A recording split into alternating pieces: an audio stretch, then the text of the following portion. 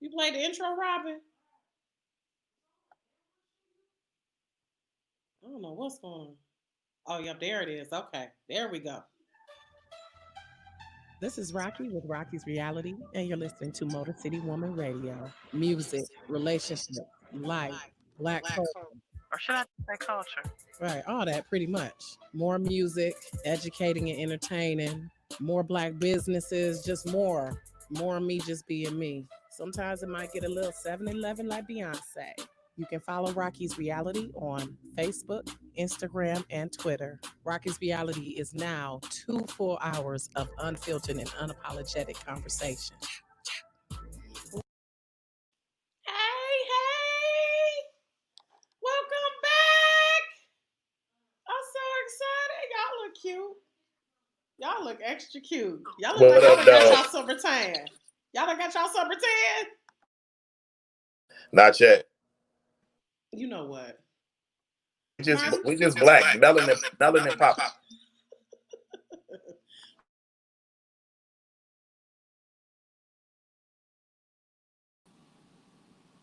I'm so excited. Welcome back. Happy 3-year anniversary to me. Yay, yay. What is today? The 25th? Mm-hmm. So, yeah, 3 years ago, 3 days ago, Rocky's Reality premiered, y'all. And we had such a good time. We had a cut-up time. So, welcome back another summer. But this year, it's on some different stuff, y'all. How y'all been doing? So, welcome back to Beth Griffith-Manley, Marv Neal, Deidre Hogue of the Traveling Pants. Deidre, those earrings are giving me life. Who's doing it?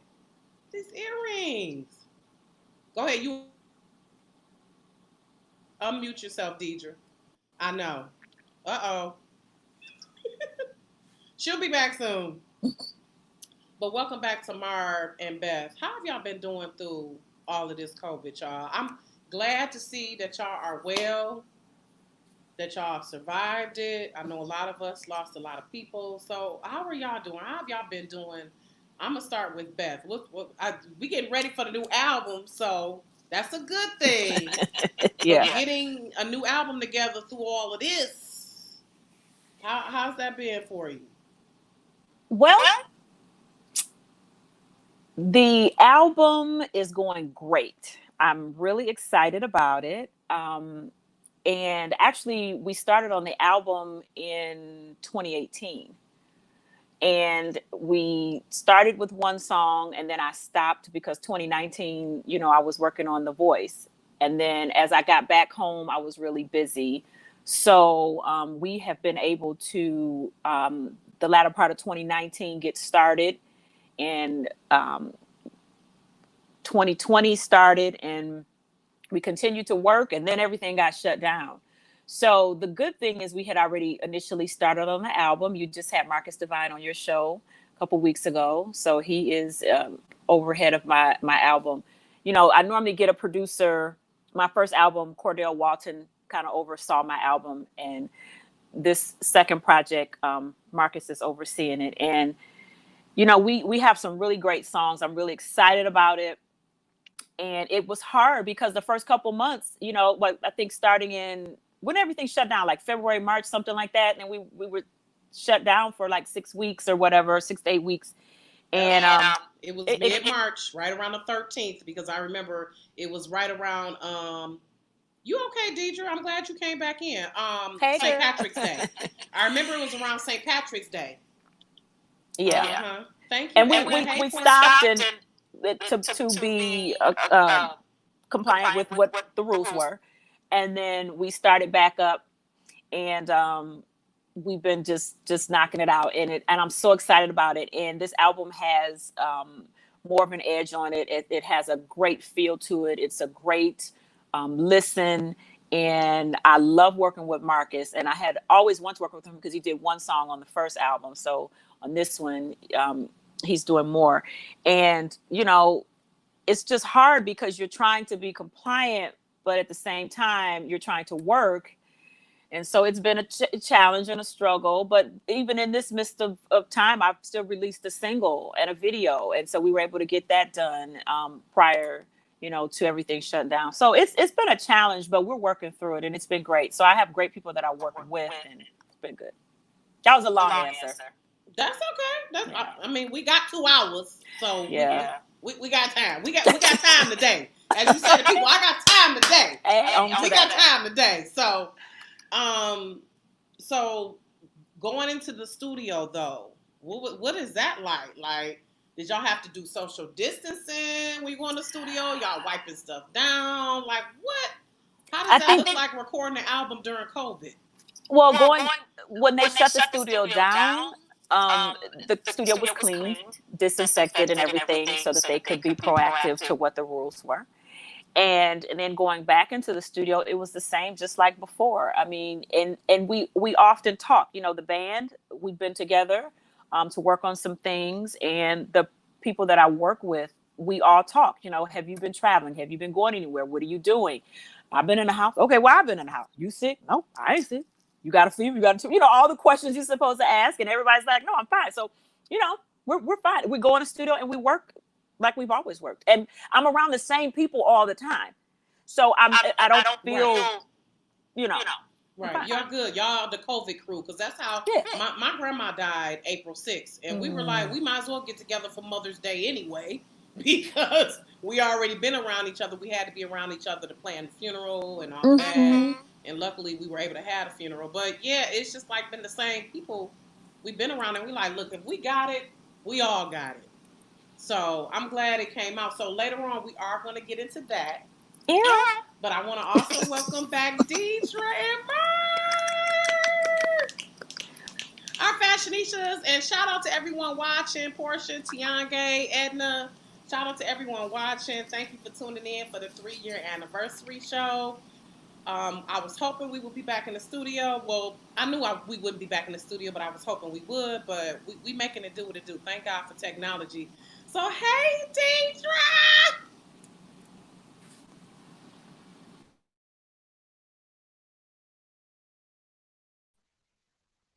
There you go.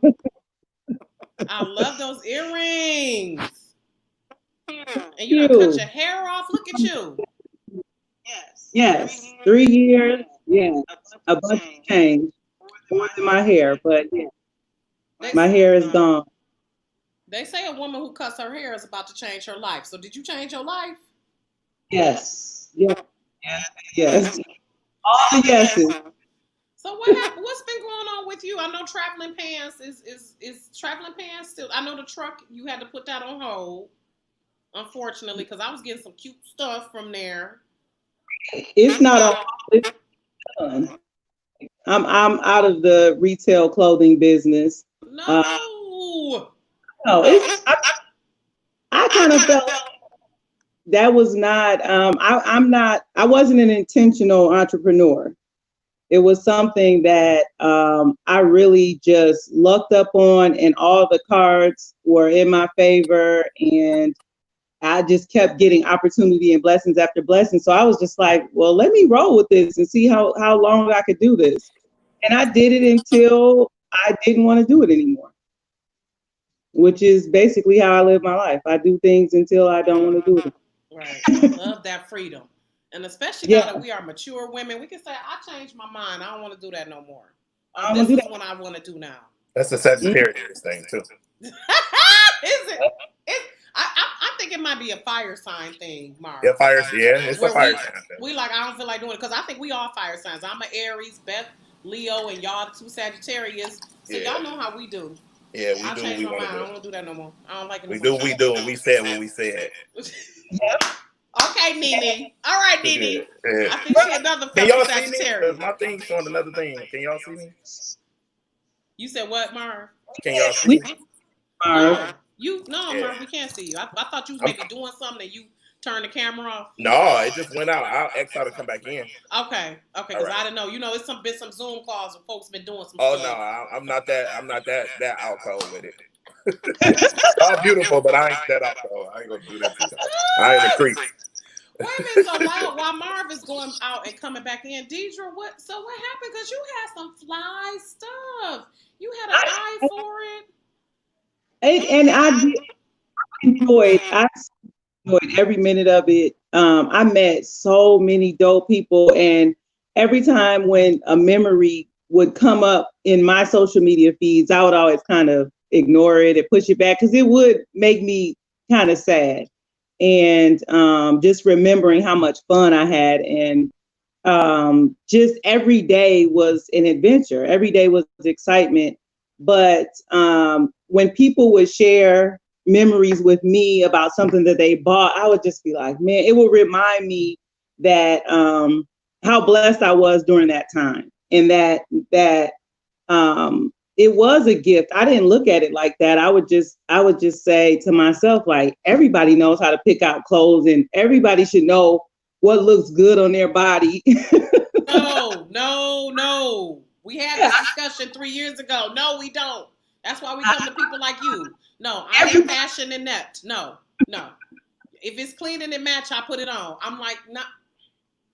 Yeah. And you had to tell me about the matchy thing. See, no. Yeah. Everybody got your gift, Deidre. One of Marv's things too. He does not like the matchy, and I don't like that at all. And what keeps me going is just the memories of that time. It was a really good time, and like I said, I fell into it, and now I'm just off into bigger. That was in retail. I mean, you see that all of these large corporations, major corporations, Macy's and Nordstrom's and Saks, are closing because everybody is shopping online. So little old traveling pants, me, I'm just a little tadpole in the Pacific Ocean, and trying to survive. It was daunting, to say the least. You have some unique stuff, Deidre. You had unique stuff. You're not like Macy's and them.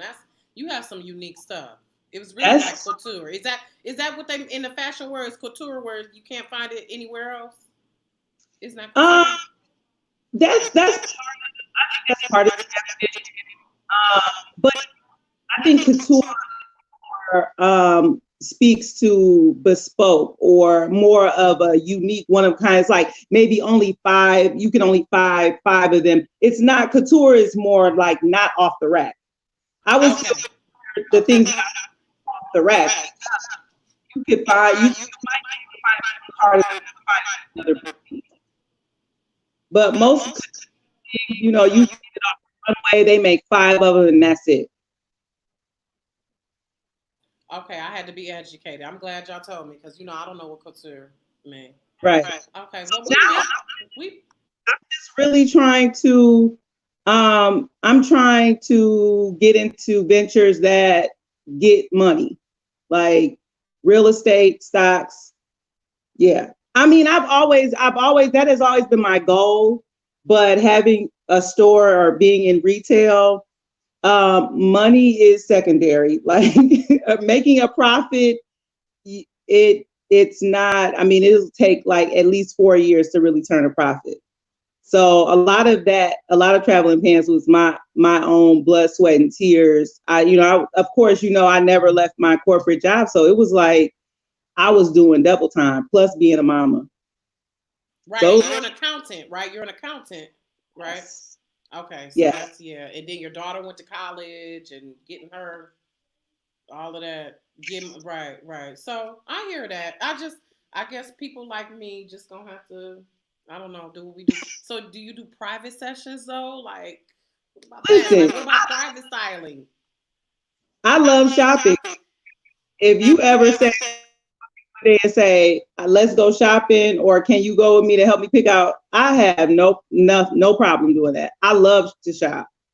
So especially when I'm spending somebody else's money. I know, right? Okay.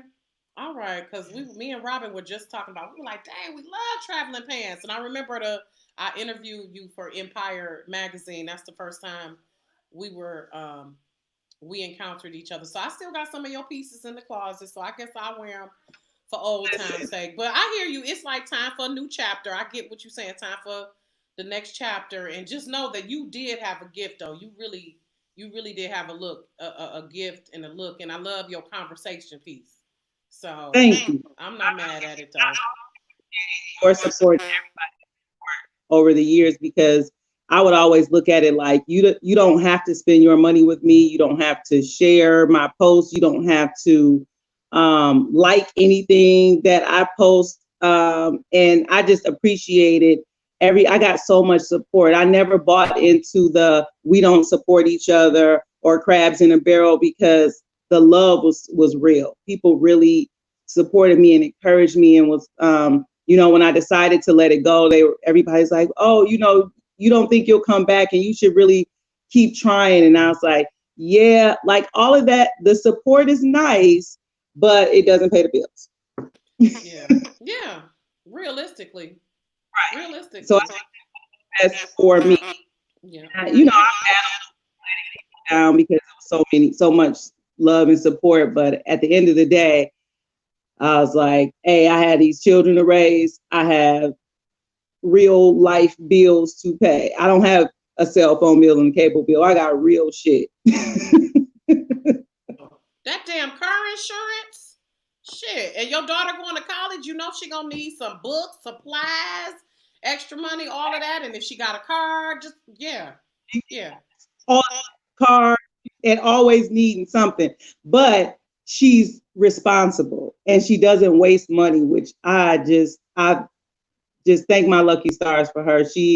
That is a blessing. She is the opposite of me. When I was in college, I was like, the money was running in between I couldn't even, it didn't up. All up in Vicky's secret.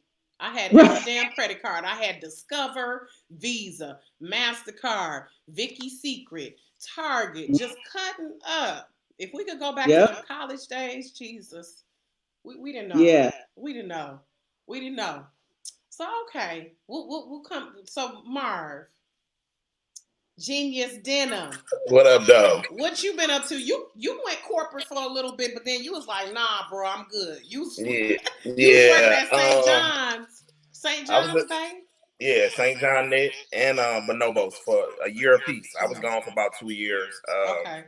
I still was styling and doing stuff on the side, but I went back to retail, which I always hated.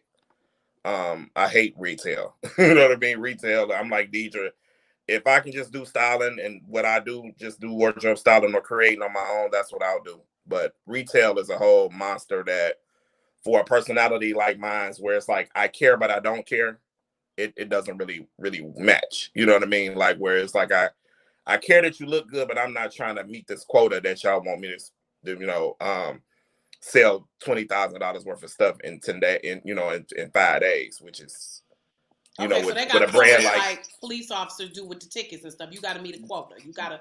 So with especially with high end retail, they always have basically a sell mark, or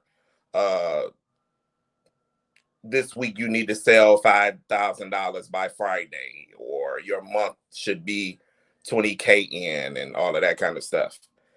Which is like for St. John Knit is basically the Saks, Neiman, St. John Knit kind of thing. You know what I mean? Where it's like those three are very big money makers here in Michigan or at Somerset. And it's a grandma brand now. So the grandmother is passing away. So the young girl is not really wearing St. John Knit. So the grandma would spend whatever amount of money on her knits twice a year. The granddaughter's not doing that. You know what I mean? The granddaughter's like, let me go to Zara and get these pants. You know what I mean? Let me wear your St. John jacket that you got, but I'm not really about to spend $1,200 on a coat, $3,000 on a jacket. So it was coming up to the point of how it is now. Like you just said, for a jacket? Yeah, if not more.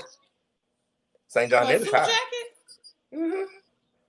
Yeah, for a full suit, the pants is maybe 1,000, and the jacket is maybe 12. Is that like linen? What fabric is this? It's like a wool, like a wool silk kind of like blend, but it's it lasts for forever. They even when you need to get took in or let out, we did all of that. So it's like a real white glove service kind of job where those kind of boutiques aren't around anymore. They used to do the blotting and the steaming in the basement.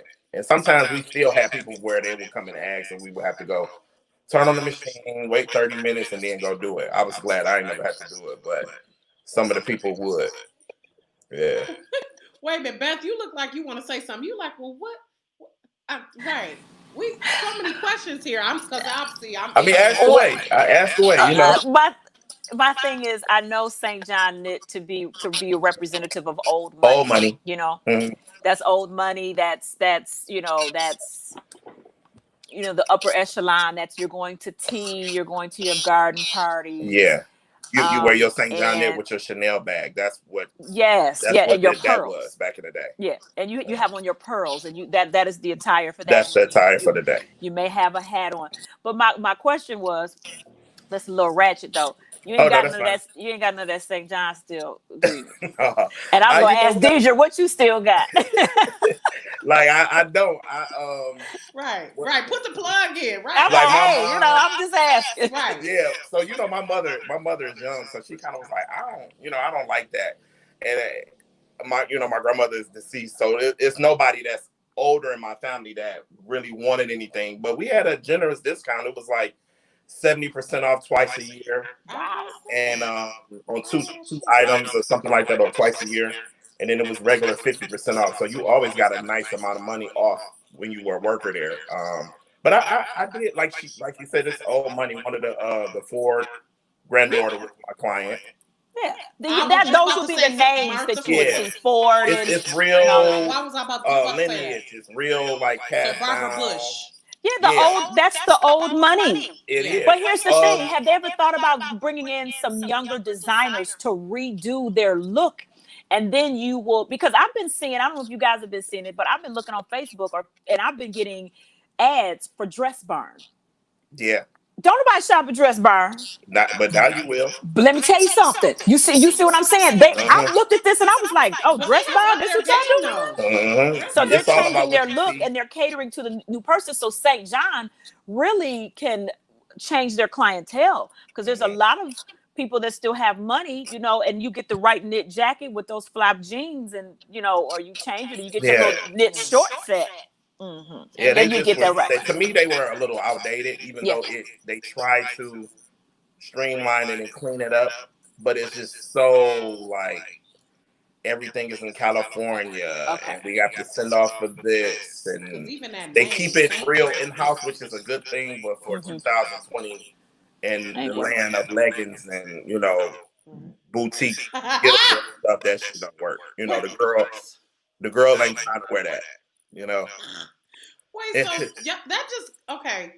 So what you just said, as far as hiring new people, Beth, that is making me think about how now there is like, with the current climate we're in, people are seeking out Black creatives. Oh yeah, and Black. Mm-hmm. It's like we the hot commodity. Now. We in style now, right? We're in style. Y'all in style now. Mm-hmm. And because I was talking to Latrice Marv, and she was saying, shout out to Latrice Delgado Macon of the Styling Closet.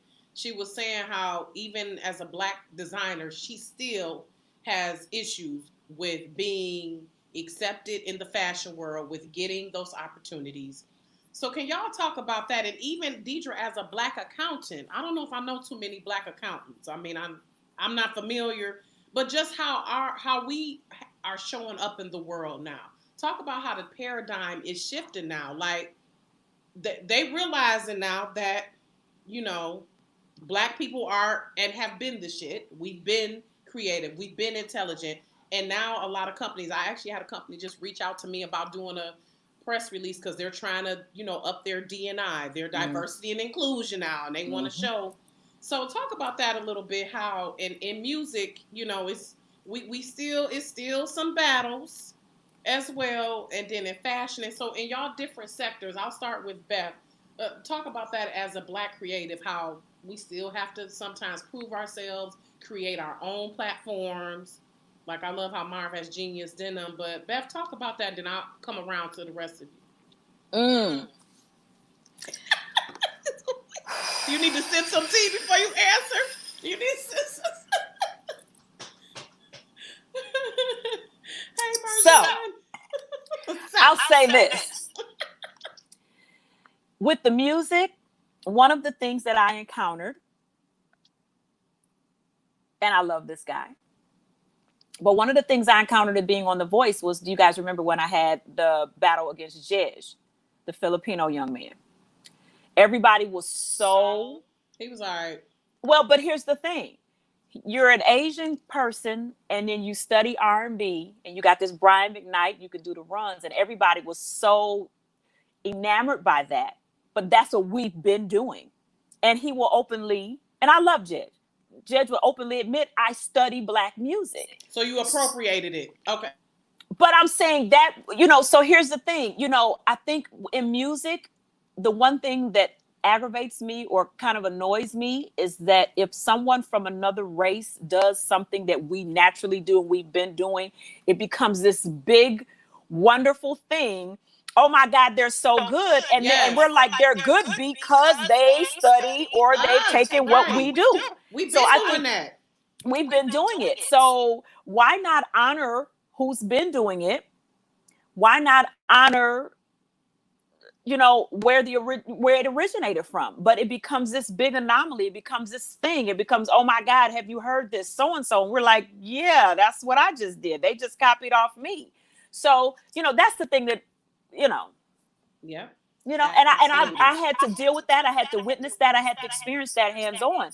And again, this is a subject where you don't want to throw anybody under the bus. You don't want to talk about anybody. But I had to sing against a person who studies what Black people do, a person who I rehearsed with, a person who studied what I did and duplicated it on the stage. Okay, so and then it's such a big deal when they do it or when they duplicate it, but they don't recognize the originator. Right. So that would be my issue. Yeah, I had an issue with that too. Yeah. And it happens all the time. Yeah, but it don't make it okay. Okay, so just like how the Kardashians, when they got their hair braided up, it was so wonderful. Man, we've been doing that. Or even back in the day when Bo Derek got her hair braided up. Yeah. Y'all Google if y'all don't know who Bo Derek is. Right. I know y'all know. I'm talking about my listeners. Yeah, she got her hair braided up. It was like, we've been doing that. That is so frustrating for me, and that's what I asked you all as Black creatives. Mm-hmm. I know that has to be frustrating, where I'm sure someone has maybe stole your style. And I mean, to be honest, Beth, The Voice is like a mainstream show. It's not for Black people. That show is not made for Black people. Right. The market, the fan base, really, no. And I was like super excited because I was like, oh, she on a mainstream show. But then when the country chick won, I was like, I'm done. I ain't watching The Voice. When you do something like that, when you put yourself mainstream, and you have to understand where you're going into, you have to, I understood that. I looked at the casting and understood that I was outnumbered, and I understood that I was outnumbered by white people as well as country white people. There was maybe one or two Black country artists that were there. And so when you walk into that situation, you just have to put your duck suit on and know that it's going to be what it's going to be. But then that's also like the way it's been walking into the corporate world, because I've worked in corporate America too. I worked at Ford Motor Company for many years. I worked for Schneider Trucking Company. I taught school. I've done a whole lot of stuff. And when you look at the situations that you walk into, a lot of times we're outnumbered and we're not favored and we're not recognized for our gifts and our talents. And a lot of times those things are stolen from us, or most of the time they're stolen from us. So it's about how you play your cards. And how you handle it. It's been like that though. Mm-hmm. Because even back in the day, like Chuck Berry, all the different people who pioneered rock and roll. And so we could go on and on of how we have been appropriated for decades. Mm-hmm. So Marv and Deidre, y'all want to add on? I want to ask Deidre first, like in the corporate world of being an accountant and a woman, a Black woman, have there been times where you felt like your ideas were stolen or appropriated or not respected? You on mute, Deidre. You on mute.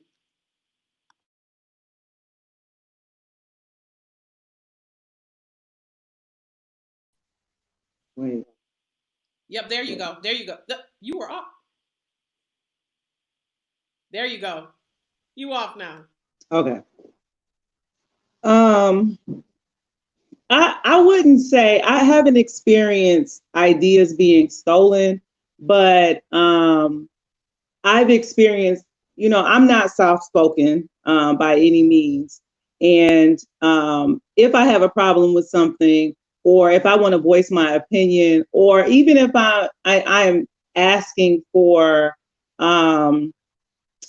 a promotion, a raise, or making sure that I'm recognized for my talents, if you don't put on the mask and present in the right way, you can be labeled the angry Black woman quickly. So there's a fine line that you have to kind of navigate on in order to uh, make the right moves and get in the position to really elevate your career, because there are not a lot of us at the top of the business world, in corporate accounting or corporate finance. And usually I'm the only Black person, especially Black woman, in the room. That is pretty much my entire career. That has always been the case. Now, I just started working. I just got a new job at UPS in March, which was a blessing. And surprisingly, there are two Black people in my department, and one of them is like the director, the head of finance, and he's a Black man, and that's unheard of. So I feel like this happened to me for a reason. Like I'm kind of being positioned to be in a place where I can advance my career a lot quickly because of the support that I have, and it's us. You know, and I haven't been in this type of position before, where there have been so many Black people in the room, people that look like me. And, us having real conversations about the mood right now and what's going on in the United States and the killing of George Floyd. I really feel like I have the autonomy to say what I want about how I feel about that and to start a conversation. And I mean, our leadership is not as vocal. He has to be a little more diplomatic, and sometimes he doesn't say anything, but I'm not the VP of finance, so I say a lot more than he would. Right. Represent. Right. Our voice has to be heard. Seriously. You can't I try to make my voice heard as much as possible.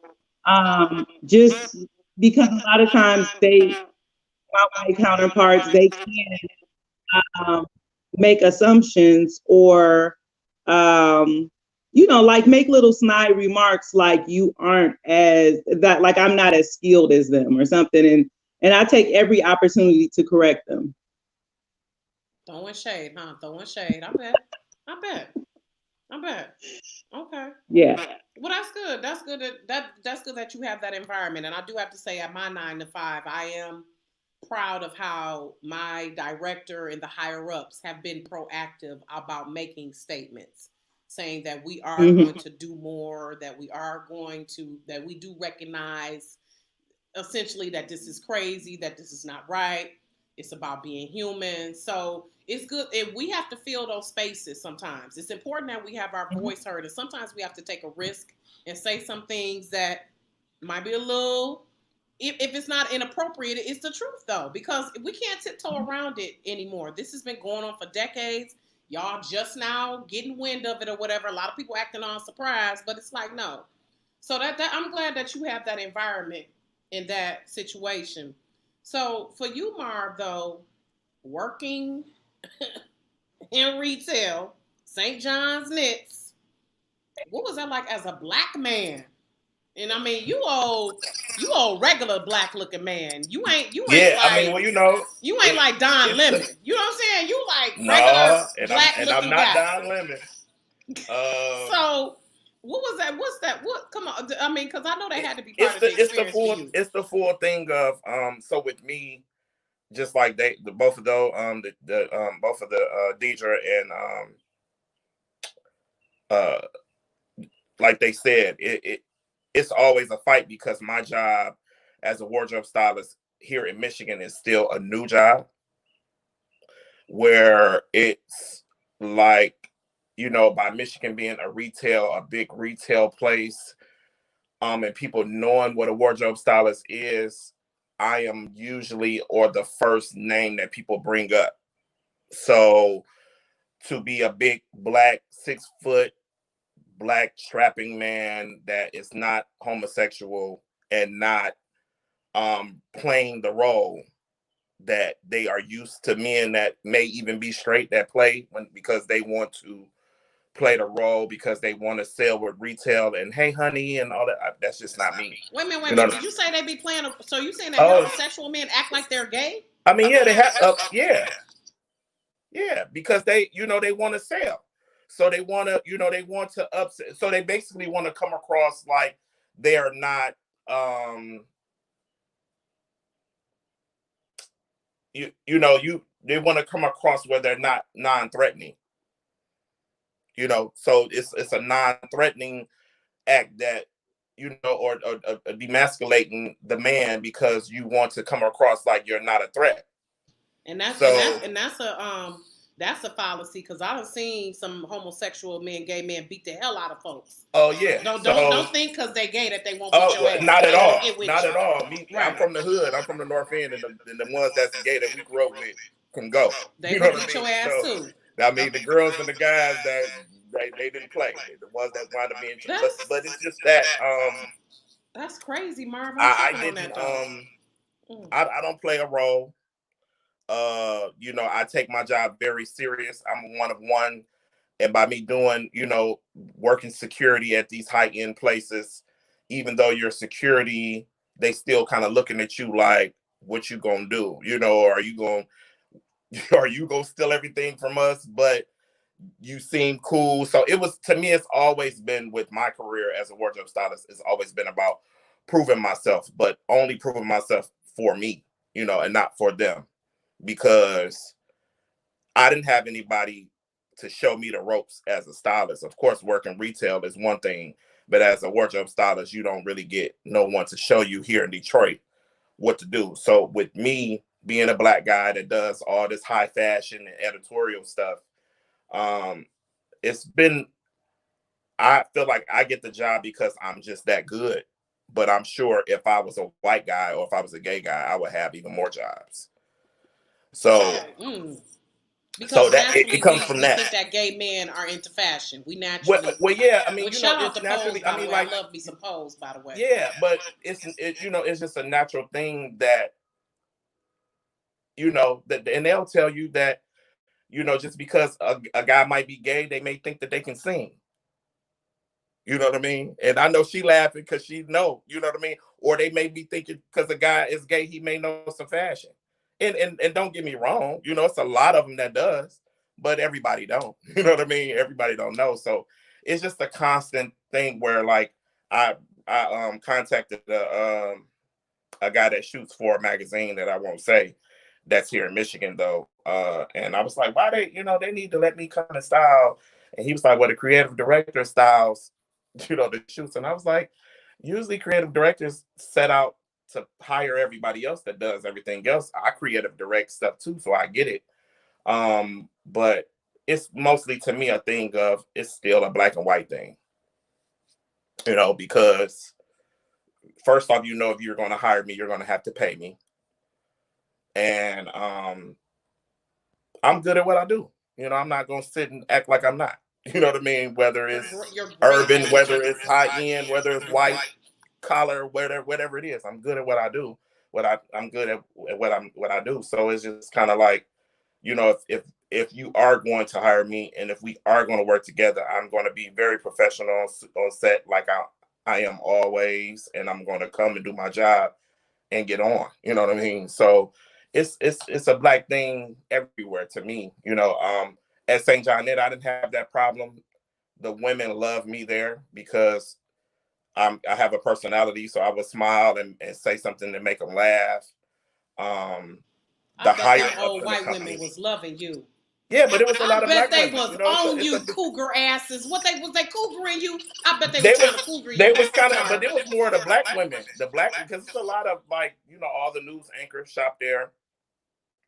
Um, it's a lot of high, you know, people that may even work out at the mall, high end retail, that maybe like their book is $1 million book. A lot of them shop at St. John Net, and they wouldn't necessarily ask for a discount. They just would shop when, you know, when it's time. But I can honestly say I haven't had anything directly racial done to me. I don't think that I have the right attitude to handle it, and I'm glad that God hasn't did that to me yet. Yeah, see, and that be the thing, though, Yeah, because I know like all the yeah, Karen stuff and all of the people saying stuff, and I'll be on video. You'll be the like, I Karens. think Marv beat the shit out of this nigga. You know Yeah, what I mean? I just watched a video where a chick in California And had to slap a Karen upside the head in the 7-Eleven I seen because that she too. It's called on her a my nigga. phone. Yeah. Yeah, It's time out for that. yeah, We're not our ancestors. We will beat yeah, your ass. It's over yeah. with. Say So it again. I want to go back to what you say, Marv? Say it one more time. We are That's what not she our told us. ancestors. We Say will it one beat more your time. ass. Yeah. So you're Like, gonna get for beat real. up because you're trying to be tough. It's Yeah. time out for that. It's time out for you mumbling under your breath. Yeah. And I didn't screaming. have any of that. I can honestly say I never, even working at Somerset, I'm sure I heard about it a lot in the Neiman's and the Saks. I'm sure it may have been done underhandly, but I think with me, what I seen it at was like, okay, I'll give an instance. I was doing security at Versace, and they were looking for other people to work in the store. So they are out at the mall while you see people rotate, is because all the Arabs or the Chaldeans or whatever are cousins, basically like us, right? How we all be like, that's my cousin. But they are really, some of them be real cousins, and some of them have just been raised together, and they help each other get the job. So I wanted to go for the job at at Versace, but they didn't want to get it to me. But they couldn't deny that I had all of this other stuff going on as a wardrobe stylist. So what the manager wound up doing was giving me like, oh, well, we'll give you you can shop Versace and use it for your clients, and then you get a percentage back, because they didn't want to pay me hourly, because I knew the game on what you gonna have to pay me hourly. You know what I mean? So I think that was the only thing that I was mad about it, but I wasn't mad because it was still a situation out of it. But I knew that if I was working there, they was getting paid like maybe 18 an hour starting out, which was like 5-6 years ago, which was good for retail because they don't never want to pay that much. You know what I mean? Plus commission. But yeah, that's the only little stuff that I kind of noticed that it was undertony, because it was like they didn't believe at first that I even was a wardrobe stylist, or I knew Ice or Bezo and all these people when they would walk in the store, and they'd be like, Mar, what up? And the people be looking at me like, you know them? You know what I'm saying? Or so it was just kind of like I put myself in that position because I knew we didn't have any showrooms here in Michigan. So I had to have a way to be able to pull clothing. So that's why I became security. Other than that, I ain't never want to do no security. So But yeah. that's creative. Sometimes you got to find a way to wiggle your way in. Yeah, you do. We got to be creative. We got to You wiggle do. our You way have in. to. And that's being smart and black. I'm a big guy. I'm like, well, I might as well go stand there and look mean. I look mean anyway. So, might as well get paid for it. But see, that's 4 or 5 that's hours. a stereotype. You got to take advantage of the stereotype, Oh because yeah, they're just I'm all assuming for it. just from looking at you. Yeah. Again. Yeah. Okay, so I want to go back to what Deidre said about how we wear masks sometimes in certain situations, and I really want to ask Beth about this, because I know she had to when you was on The Voice, you had to present a certain way. And how do you transition to different because some are more relaxed than others, right, Beth? Some situations are more relaxed than others, but how do you transition with different masks when some nights you feel like, look, I don't feel like this shit, but you know you gotta smile. Like, talk about that pressure. That's mad pressure to transition between the different arenas and different areas because you know your rep follow you. You want it to be right. You don't want people talking, saying that you're difficult to work with or that you're a diva and all of this stuff. And of course, you being a black woman from Detroit, all of that piled on top of it. So how do you manage that, Beth? Because I'll be like, Beth be so poised, bless her heart. I am very conscious of how I present myself. Sometimes I'm a little too conscious of it. And I'm getting out of this, but I actually do care about what people think about me. And I know some people will be like, I don't care what anybody thinks about me, but I always want to present the best Beth that I can. It is not an easy thing to do when you are an entertainer or you're a person that has to stand in front of people and present a happy smiley face and you don't even feel like it. Get it, Deidre, I see you. So right, you get the end of it. Go ahead and re-up, Deidre, if you need to. I ain't mad at you. We're gonna be on Beth for a little while. Go ahead and re-up if you need to. Yeah, so it's like it doesn't always feel good to have to smile when you don't feel like it. It doesn't feel good. There have been times when I've had to be on stage and I physically did not feel my best. You know, you have a headache, but that's not anybody's problem. Or you might be cramping because might be because I had, you know, that's not my friend. And I have to sing a lot of times when I don't feel well. I don't feel my best. I don't feel presentable. But again, that's a personal issue. That's a personal problem. And it's nobody's business. And my job is to present my gift to the people. And I have to be conscious that the people that are in the audience, they may have come to see me or come to see who I'm performing with so that they can feel better. They paid their money and they bought their ticket or they came to see me and they are looking for an experience to take them away from whatever they're dealing with. And because I have accepted the calling of what I do, it is my job to deliver that to those people. It is not my job to stand up there and tell them my feet hurt.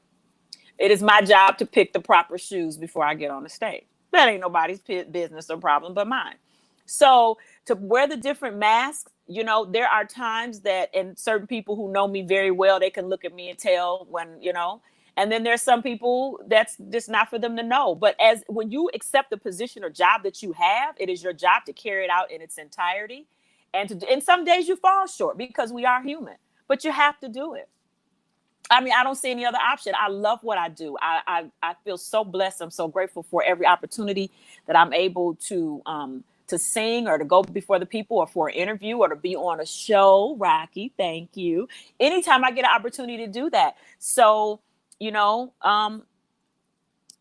it's not nobody's issue or problem. You know, I better put that mask on and wear it for that time being. And then what time is show over? 9:00, then I can, you know. But that's not what it's about right now. I'm doing what you asked me to do, and I agreed to it. So it's my duty to complete that task. So that's the way I look at it. Mm-hmm. So I'm going to ask all three of you all this. You all feel like that artists and creatives have an obligation, like right now with the Black Lives Matter being revamped and it's all out here. I've been paying attention to the companies and the people who have been speaking out and those who have been silent as well. Do you believe that as a Black creative or as a Black person, we have a responsibility to speak out? Or, because, you know, some people are like, I'm not the activist type, I'm not, and I can respect that. Like, do it in your own way, help the cause in your own way. But sometimes, and again, I'm going to go back to you, Beth, and then I'll come to you, Marv and Deidre. Do you all feel like we have a responsibility to represent for Black Lives Matter, so to speak? Do you feel like as an artist you have to say something, and because sometimes we put that pressure on people as well to say, "Ooh, what are they saying? What are they speaking on?" And sometimes I think I forgot who. I think it was like back in the day. Michael Jordan was like, "I'm not a role model." Back in way back in the day. I don't know if y'all remember that. That was like around the '90s, and he was like, "Look, y'all love my shoes, but I'm not a role model," even though you are by default. So talk about that pressure that's put on you to be a role model and to also represent as far as the cause of for Black people.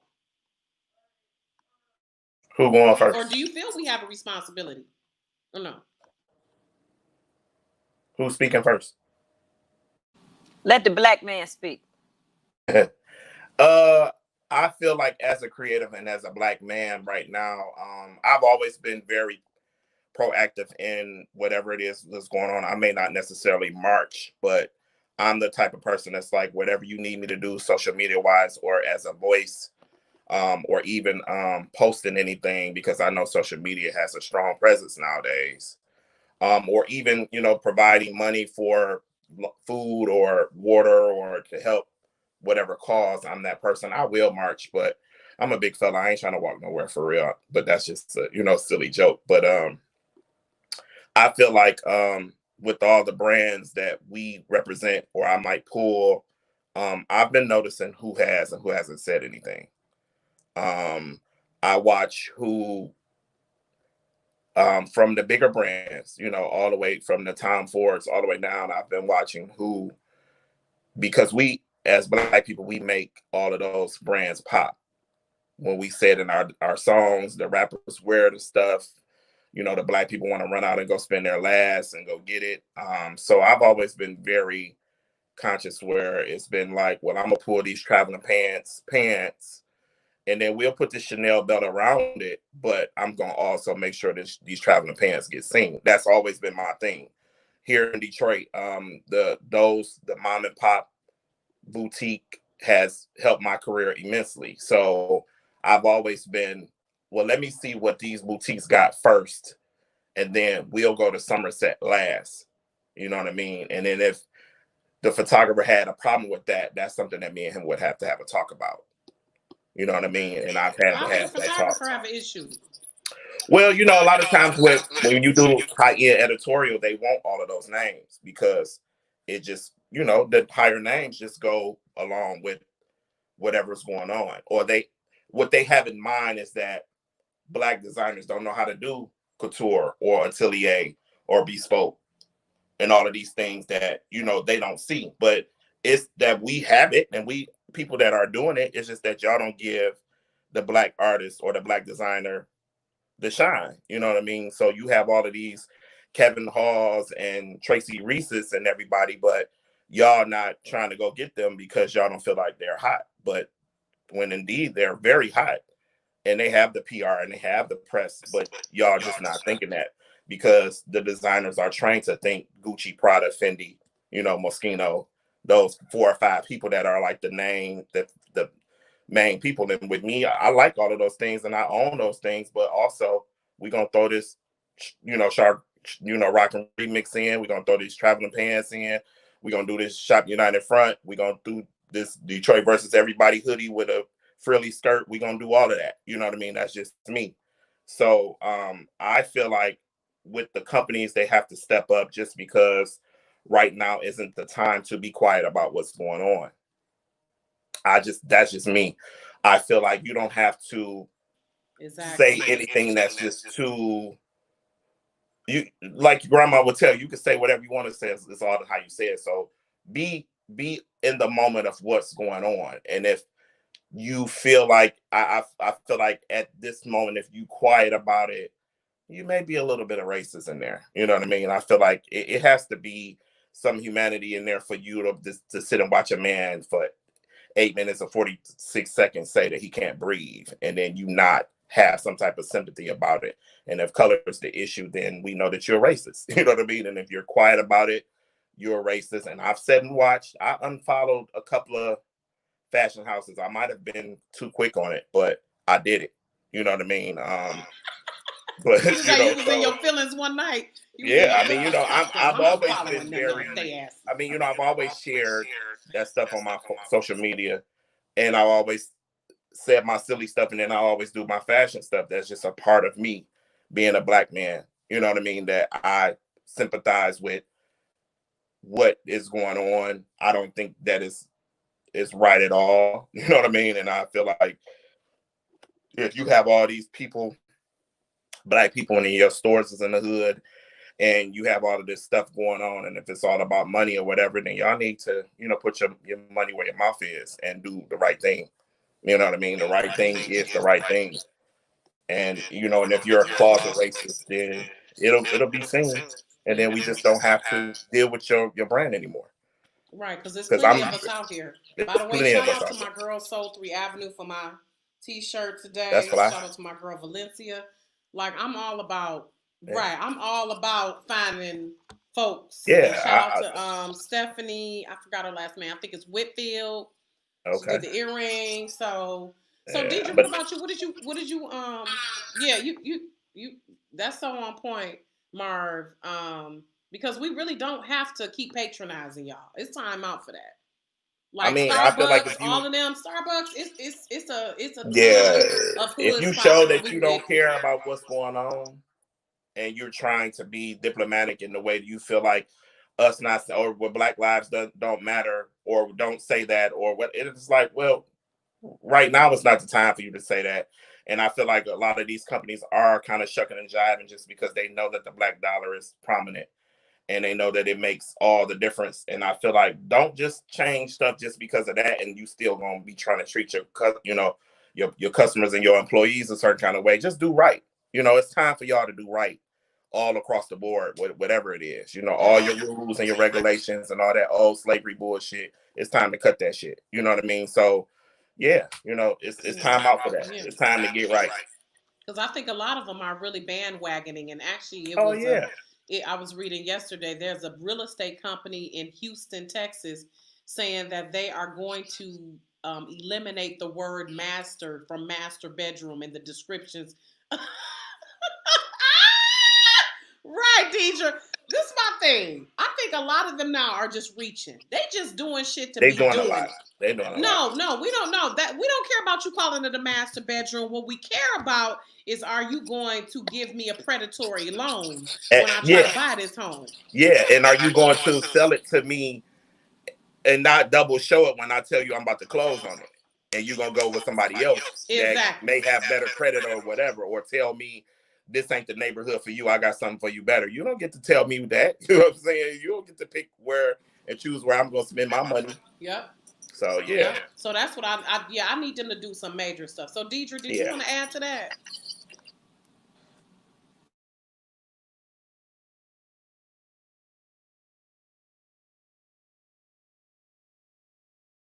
These are in this mute.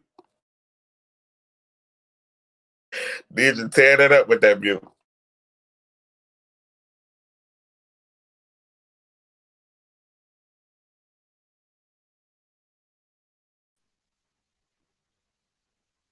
Is that, can you hear me?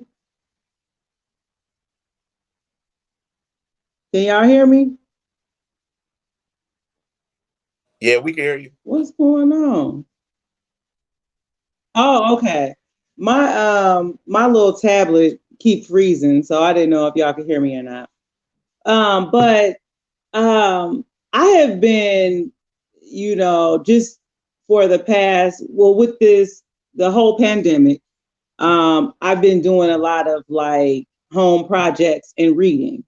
And with that, I just, I have a lot of opinions. I try to minimize the amount of my opinion and myself that I share on Facebook, or any social media platform. But I really feel like a lot of these companies, they're disingenuous, and really it's in style. It's apropos to like March and Black Lives Matter, and everybody is it's in vogue now. And as soon as the next hot thing jumps off, all of this is going to be put on a back burner. And I feel like that was the most ridiculous thing that I've ever heard. What you just said, Rocky, about changing master bedroom into bed, whatever that's ridiculous. Like if you, no lie, it's in Houston, Texas. It's a real estate company. I guess this is their attempt to. Yeah, it's like if you really want to affect change, if you really are about like righting your wrongs, put some more Black people on executive boards. Bring in, like, talk about reparations in real life, like create a plan, some type of stimulus plan to even out the financial disparities or the economic disparities that we have experienced for 400 years. I mean, that it's a shame that we never grew up knowing about Black Wall Street in Tulsa, where Black people had their own city. We had our own banks and our own schools and our own libraries, our own bars and shopping and hair salons, and white people got wind of it and burned it all down to the ground. And so, I mean, when you talk about these companies issuing these apologies and recognizing our worth, it's like, for me, it just goes in one ear and out the other. That's lip service. I need to see some real change. And the only way, I swear, money talks. That's it. I don't want to hear anything else until they really put together a reparations package. Other than that, keep that shit. Like, stop killing us, and also find a way to make the playing field even if it's not even. I'm talking about, how about not taxing us? Not like Black people shouldn't have to pay income taxes. How about that? Like, nobody is saying write a blank check and then and give it to people, and you just and people blow it and on bullshit. Like, no, I'm saying, like, how about free tuition, college tuition? How about just, income tax, a break on income tax for a few years or something? But all of this, and I'm also over begging white folks to support us or to rally for us. You don't have to say nothing. You don't have to speak for me. Like, if you feel compelled, if you really do feel like this is wrong and that we are being hunted and killed in disproportionate numbers, if you feel like that is, that's a travesty, and you feel compelled, in your heart, say, that's fine. But if you don't want to speak up, I'm not begging white people to speak up for me. Like, I see where you stand. I'm not, and I've seen posts of people be like, oh, if you don't say anything, I'm unfriending you. No, don't say no. I don't want you to say it just because I'm forcing you to. I want you to genuinely care. Right. Because I see. Right. And I mean, it's, I don't want, I can't correct your ancestors' wrongs. You know what I'm saying? Like, you are going to have to educate yourself. The one, and you ask, what can we do as creatives? I took my son to a march, of George Floyd and Breonna Taylor march, on Hall Road in Sterling Heights. I mean, it's, just super white. But it was powerful. Right. It was powerful because I wanted his voice to be heard as a young Black man. That's one way that I was able to, I guess, show up for the people, the men and the women who were slain by police. Also is the way that I spend my money. I have always, since I had my business, and since I had to pay my own bills and I get to choose where I spend my money, I have been very intentional about how I spend my money, like very intentional. And I want, if I'm going out to dinner, as much as I can, if I could find a grocery store that's Black owned, if I could find a gas station, I would do it every time. I know sometimes it's hard dealing with our folks, but I'm telling you, we Gucci does, a design with monkey faces and we still support them. And sometimes our businesses, we don't have it all together. And sometimes we have to wait for a little bit, but to put them on blast and talk about how disappointed we are. If you have an issue with a business, a Black business, say it privately. You don't have to give them an opportunity to correct it. But I'll say this today, the way that I try to like force my hand is today we had, they brought in breakfast for us and lunch because we were like the top in our district performance wise as far as profits. So they brought in lunch and breakfast. I was like, oh, we can get Chick-fil-A from the new Novi Chick-fil-A, Black owned. which is Black owned, which people don't know that the one at 12 Oaks is Black owned. That Chick-fil-A that just opened at 12 Oaks is Black owned. Shout out to them. The director went and bought chicken biscuits from there. Yes. Then they ordered lunch and they were like, okay, so we need suggestions for lunch. So I said, so they suggested some Middle Eastern restaurant that they've ordered from before. And I was like, it's nasty. The bread ain't right. No. And I said, okay, I have a suggestion. We should order from Yoshi Hibachi. Everybody. So they was like, oh, this menu look good. I said, okay. They ordered 15 things from Yoshi Hibachi. I was like, yes. The one on Finkel? Did they go in the hood to the one in Finkel? Off Finkel? Shout out to Mo B, the Mo Blackwell. We went in Redford. Okay, so they have 2 locations. They have like 5 locations. Oh, shout out to them. They all Black owned? Yeah, it's one over here on the east side.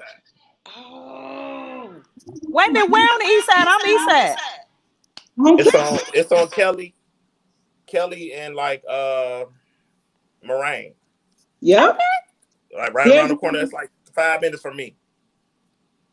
Y'all making me hungry. I know, I'm hungry too. There's one in Redford. There's one on the west side on Finkel. And then the one on the east side. I love it. Shout out to them. And I'm writing this down. Always, y'all know I'm always looking to circulate our dollars. For real. So let's shift the gears a little bit.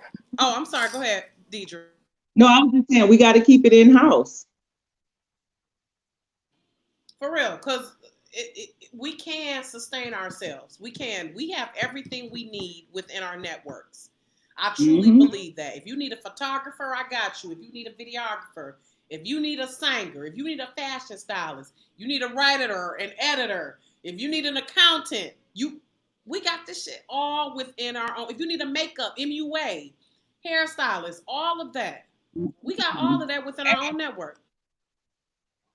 OBGYN is Black. Mine too. I have always been like that, even as a teenager. Like, I need a Black woman, even though I know a woman is a woman, but I'm like, I need a Black woman to understand what's going on with this body.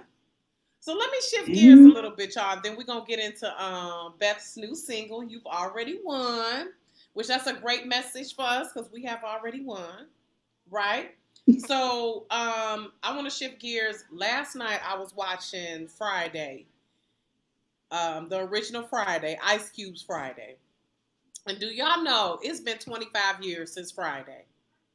25 years since Friday came out. I was in high school when it came out. I was in college, so yeah, that thing was running all throughout my sophomore year. But I wanted to ask the question, you all, and I'm gonna start with Beth, since she's the singer.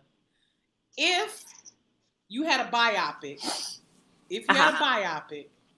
who would you want to play you? And I'm gonna go around to all 3 of y'all. Oh God! So Marv and Deidre got a little time to think about it. Who would y'all want to play you in a biopic? For me, it would be Kim Coles Sinclair from Living Single, because I'm always either her or Faith Evans. I'm always like mistaken for them. It's yellow because we yellow and got the hair, I guess. But that would be my choice. Would be Kim Coles from Living Single. So Beth, Deidre, and Marv, who would y'all pick to play y'all in a biopic? I don't know. I would like to ask the people who are in the chat, who are watching online, who do they think? I don't know. That's a good idea. Yeah, the people that are watching, you guys say who you think. I can't even begin to, but make sure she's cute. That's all. I would say Sanaa Lathan. That would be my. Okay, I like her. I would pick Sanaa Lathan. I don't know if she can sing though, but she can lip sync hopefully. Her, maybe Gabrielle Union. Okay, well, sure, okay. I mean, but now don't think about my hair, because I changed my hair. Right. I got hair like downstairs. I don't like Gabrielle Union, but I like her. But in terms of for those watching, who do y'all think would play? I don't know, but I want to ask everybody else's opinion. I don't know, and this hair can change, so don't let the hair fool you. Because I just took it off. That's all. It's here still. Although I do like you with the short hair, Beth. You do. I love I think you got the perfect head shape for it. I got a little pea head. You and Deidre, y'all are rocking that short hair. Because see, this big ass head, nope. It got to be covered by hair. No. But you know what? Hair was has been a like a security blanket for me. And when you said when a woman cuts their hair, that means they're getting ready to change their life, or try to change the world or whatever. You said something like that, right? Yeah, that's something that actually Coco Chanel, I think, said. Marv, do tell. The woman changes when she cuts her hair. That's a Chanel quote. Okay, that's a Chanel quote. So it's like my hair, because I still deal with this, and I still suffer from this. Well, I don't know. Let me change my words. I still deal with this. I don't suffer. I still deal with this, with being secure and being confident and standing up on the stage. That's something that, when you said put that mask on, put that hat on, that's a hat I put on. But baby, on the inside, it's a fight. It's a fight going on every time. I've learned to control it. I've learned to not let it control me. So, I don't know. The hair was a security blanket, I think. It was something to that I could feel, that I know was there. When you cut your hair off, it's just you. And you just naked and the wind blowing on your neck, right, Deidre? And it's just nothing there. Or then, sometimes people pick clothing and they play with their clothing while they're performing. They need something. And I decided, when I decided to go solo, to just strip it down to the bare me and let me present my natural self. And then I know I can always go back to the aesthetics and change it. I miss my hair though, especially in the wintertime. I ain't gonna lie. Because it'd be cold. It'd be a little chilly out there. I believe I can change my color and stuff. That's my thing with me. I like to look like a different person. That'd be even though I have to say, through this COVID, I really got in tune with my natural self. You was forced to. I was just plaiting it to the back and greasing it up like, look, this is what it is. Because that's kind of like what my hair is doing today. I'm just, I'm just being me. So hopefully somebody chimes in. You all might want to share it on your pages so people can chime in and ask, like, okay, so my suggestion is Sanaa Lathan. Okay. For you, Beth. I don't know. Okay. No, I received that. Long as she's cute, I'll take it. Don't be talking about no. I like Anika Noni Rose. I like her. Anika I like her too. She's a good actress. And my girl who played Dr. Maddie Moss Clark, Anjanou Ellis. Ooh, yeah. Child, she played that role. Did she? Ooh! You didn't see the Clark sisters? Did you watch it? She did a great job. Excellent job. And the costume department hit it on the nose the whole movie. Okay, so okay, Marv, by the way, you they did good with the with the wardrobe. Yeah, from what I remember, our family wasn't a church family, but from the times where I would see them, like even the Grammys or you see them on TV when I was little as a kid, or even see them at like visiting a church, and they would always have their outfits and stuff on. And from what I remember, I've always paid attention to detail. They did a good job. Okay. Did a really good job. So For me, I don't know who would play me. I like Anthony Anderson when he was bigger. Yeah, we like big Anthony Anderson. I like like big skinny Anthony Anderson. You know, it's like he would do a good Luther. job. You know, I didn't really like Skinny Luther. Like, Nobody likes Skinny Luther. Nobody likes Skinny Luther Vandross. We love Big Luther. We love. So I don't know. I don't know who would play me, him or either the black guy that played he's a good actor. Him and Wood Harris are brothers. He has a bald head and no hair on his face, big lips. I know who you're talking about. Oh God. His name. They don't have the same last name because of but they are really brothers. They both from Chicago. I know. But he played in and he's dark. He's dark guy, right? Yeah, he might like my color. Bald head, woman Arthur Loose. With she put him in the tub. He cheated on her. She brought him back, and he would do a good job. I think it's me. He's a great actor. Saying who would want to play us that looks like us, or personality wise? Because good question. Huh? I said good question. I guess you can pick whomever, because the thing is, these days, a lot of times the person don't even look like the person. Because last night, Darius McCray from Family Matters was playing James Brown. Yeah, Soul, and I'm like, okay, he about 3 feet taller than James Brown. Yeah, more than 3. James like 5. Y'all watch American Soul? Oh, it's back on. Circling the picture though, so he looked horrible. Yes, Hunty. And Lettucey played Patti LaBelle, and don't you? She played that role. I gotta go back and watch. Killed it. She cold though. Lettucey cold. You know that's cold. Yeah, she is, and she played the mess out of that role. But it's a good show.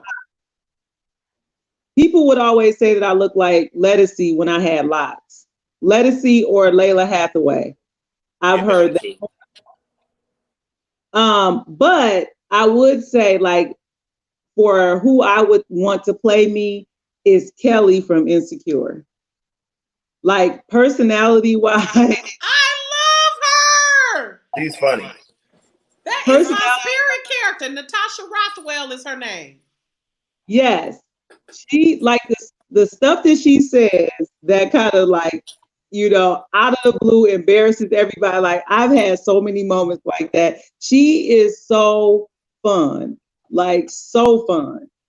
So yeah. And to Beth's point, if I didn't care, you know, I'm getting so much better. The older I get, the better I am.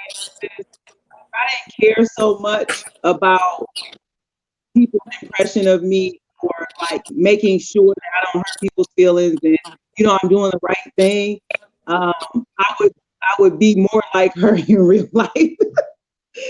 But yeah, I'm getting so much better. Like, every year that passes, I give less fucks. But pretty much, right? Pretty much, because it's like we're getting older, and it's like, even when you work hard to impress certain people or impress certain situations, it's still not enough.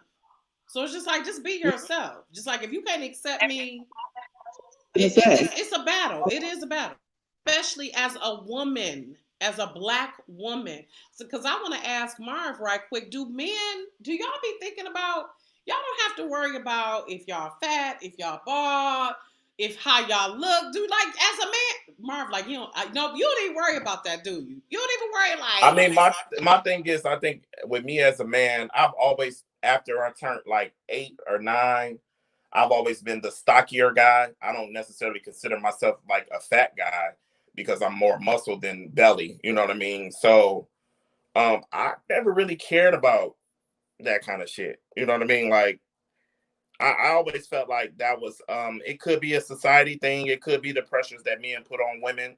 I've never been the kind of guy that dated women because of how they look or how long, you know, how a lot of guys have I don't like a woman that wear weave or wear make. Like, I don't care about that.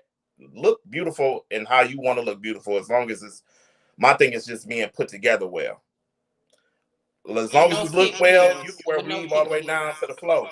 As long as it look good. If Right. you wear makeup every day, as long as you ain't looking like a clown, I'm fine. You know what I mean? As long as it's, if you're gonna beat your face and you have your face beat all the time, then make sure it's beat right. That's my thing. I don't tell the women that I'm dating what they how they should look and how you should. Only thing y'all know I don't like flats. You know what I'm saying? That's the only thing that I'm like, come on now. or Don't kitten heels or the kitten heel. Don't go put them on. But I You feel don't like like that's them little just, Skittle shoes? They look like little man, Skittles. yeah. So I don't like that. But as far as looks with women, I feel like black women are God. I feel like black women are the best thing walking. I was raised by different generations of women in one house.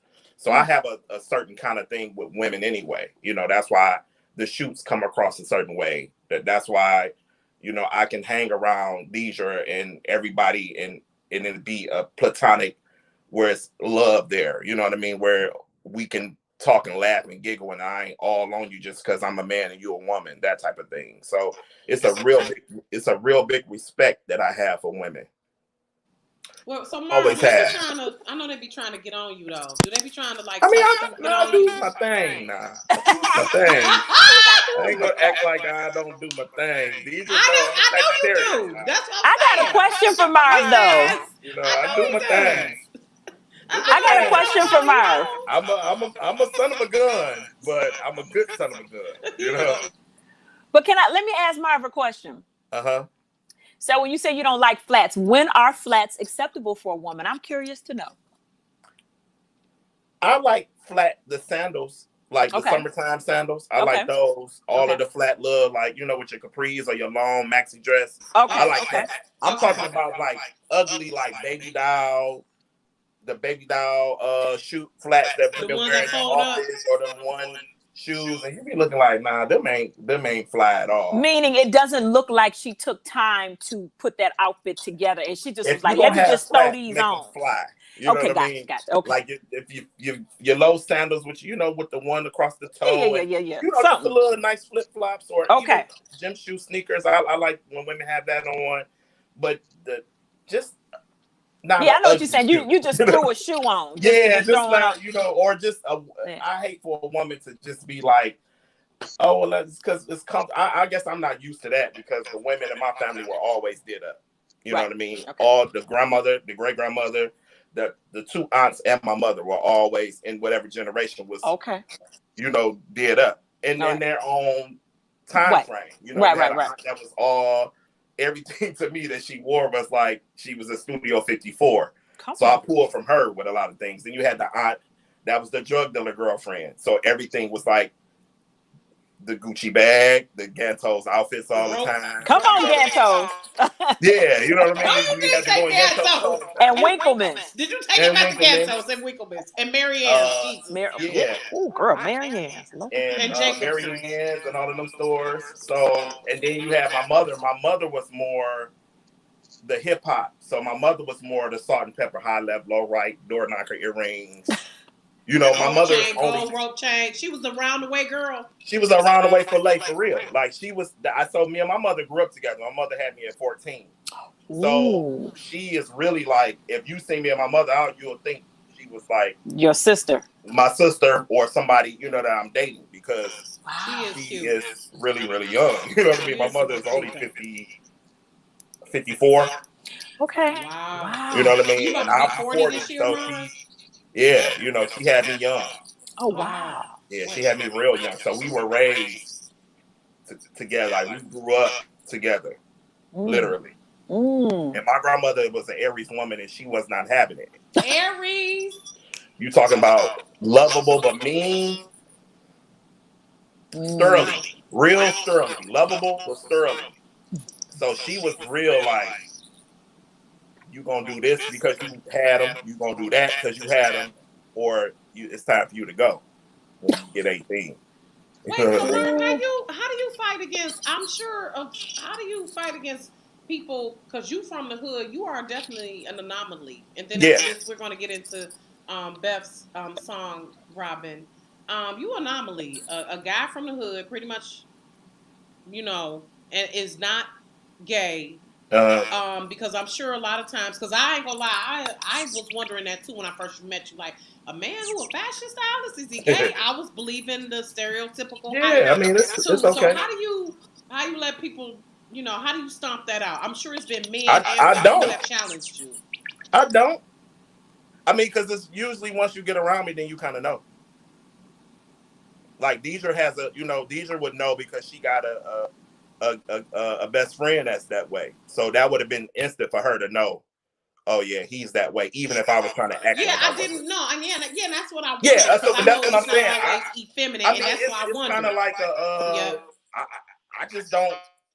I guess because I'm me, I don't really look at it like I gotta go in a room and be like, I'm not this way. It's just you kind haven't of like had to check nobody though. You haven't had to check no, them. I don't think nobody ain't gonna say nothing to me. They might say something to you or to somebody else or to Bethany, but they ain't gonna say nothing to me. You know what I mean? They might ask. Or I think the one. Go ahead. I think the ones that try to prove themselves straight or like talk you into believing, like the people that do the most talking about how straight they are or that they're not gay that's a telltale sign that they are. Or the people that are really homophobic. So you really don't even you don't even have to question, his sexuality or question somebody's sexuality if they don't give you a reason to. Like usually it's like they overcompensate or they're homophobic. I've never heard Marv be like, his gay ass, he a fat. Like I've never heard him have any type of homophobic talk. So I mean, that to me, that's always a telltale sign because I've been in gay clubs in Atlanta. I've twirled with the roundaway dudes who rock the Wu-Tang sign with the Timbos and the big floppy hats and the sagging jeans and the white beaters, and they be in there rough and in the corner tonguing somebody down. And I'll be like, right, because that's not the image we talk. Yeah, but no, I haven't had that problem, where nobody has questioned my validity. Like that hasn't really came up. I mean, besides, somebody, I mean, you entitled to feel how you want to feel or think, I can't get mad at that, but I ain't never had to be like, like, this is what I am or this is what I ain't. Not at 40 shit, Right. Well, I think it comes across, where if somebody has a question, if somebody has to question you, then what vibes are you giving off? You know what I'm saying? And if you're not giving, if you saying, Marv, like, I don't think, you're not giving off no vibes. Yeah, I mean, yeah, that's feel like you do. Like, you know what I'm saying? He didn't seem like that. He seemed like a guy from the hood. I mean, I am. Homie. Like, I mean, I am from the hood. Like, I've done some shit in my life, but fashion has always been what it's been. Even the ones that's way more thug than me have always been like, no, you can't do that because we know, grandma going, they always looked out for me because they knew that I had higher something else. Like it was something else with fashion with me, even with the way I carried myself and got dressed in high school, that was different than everybody else. So like Beverly said, it's just like, Bethany, I'm sorry. That's fine. As long as you call me something nice, we good. Yeah. But yeah, I never really gave off nothing, so it's kind of like, I don't know what nobody be thinking. People what they want. Right. No. Yeah. Yeah. Yeah. That's the vibe that I got. And what you said, Marv, I can show you better than I can tell you, right? Right. Oh, baby. So Beth, we're gonna get into You've Already Won. So talk about You've Already Won. Wait a minute, what you say, Deidre? I said he an old nasty sag. Yes, he is. Yes, he is. Some of his statuses, I'll be dying laughing like Marv. But I love it. I love all of it. I'll just be so here for it. Like, yes, Marv, please let them know. Shut up. Yes. That's funny. I love it. Like the last one when you were like, don't be trying to hate on people just because they celebrate Jubilee. If this is their first time celebrating Juneteenth and Jubilee, let them live their life. Damn. So mad about opinions. Like they want to let their opinions mean that their opinion, your opinion not a fact. No. You know what I'm saying? Your opinion is your opinion, and ain't nobody ask you that shit. And You did know what nobody I'm ask saying? for it? Yeah. Ain't nobody ask you that. So, and just because you get your opinion don't mean that you're right. Marv is my man. That is right. I deal in facts with everything that I do. That's where I know what is the fact. Well, okay, so what happened? Is that a fact? Okay, yeah. So we're gonna work with that. All of that hearsay, she say, and what this How you feel about it? Listen, that ain't got nothing to do with it. What happened? The man got killed. You know what I'm saying? And this is what we're gonna go. This is where we going from here. So yeah, I just I'm just honest. Like I don't know how people be going through. I love it. I love it. I'll just be scrolling, just a sniggling away. I love it. I'll be so in and I'll be looking at the comments like, yep. Tell them. Get them. I love when you tell people to go away. I love when you tell them to go away. I love that. You like, just go away. Shit. Like, I don't feel like talking to you today. Just go away. Please go away. Just go away. I'm about to use that. Somebody said, please go away. He just be like, go away. Just go away. Go away. I'm not about to keep talking to you. Go away. That shit is so hilarious. I love it. I love it. So Beth with go ahead, Deidre. No, I was just gonna say real quick to Marv's point about facts. That's how I got into accounting and fell in love with numbers and math, is because numbers don't lie. Like men lie, women lie, but money numbers don't lie. That number don't lie. Yeah, you can't. No, there's no interpretation of a number. It is what it is, and that's me essentially. Like it is what it is. 2 plus 2 always gonna be 4, right? It's always. It's an exact. Yep, that's true. That's true. Yep. So Beth, with you've already won. Talk about that. That's with Doving Hall.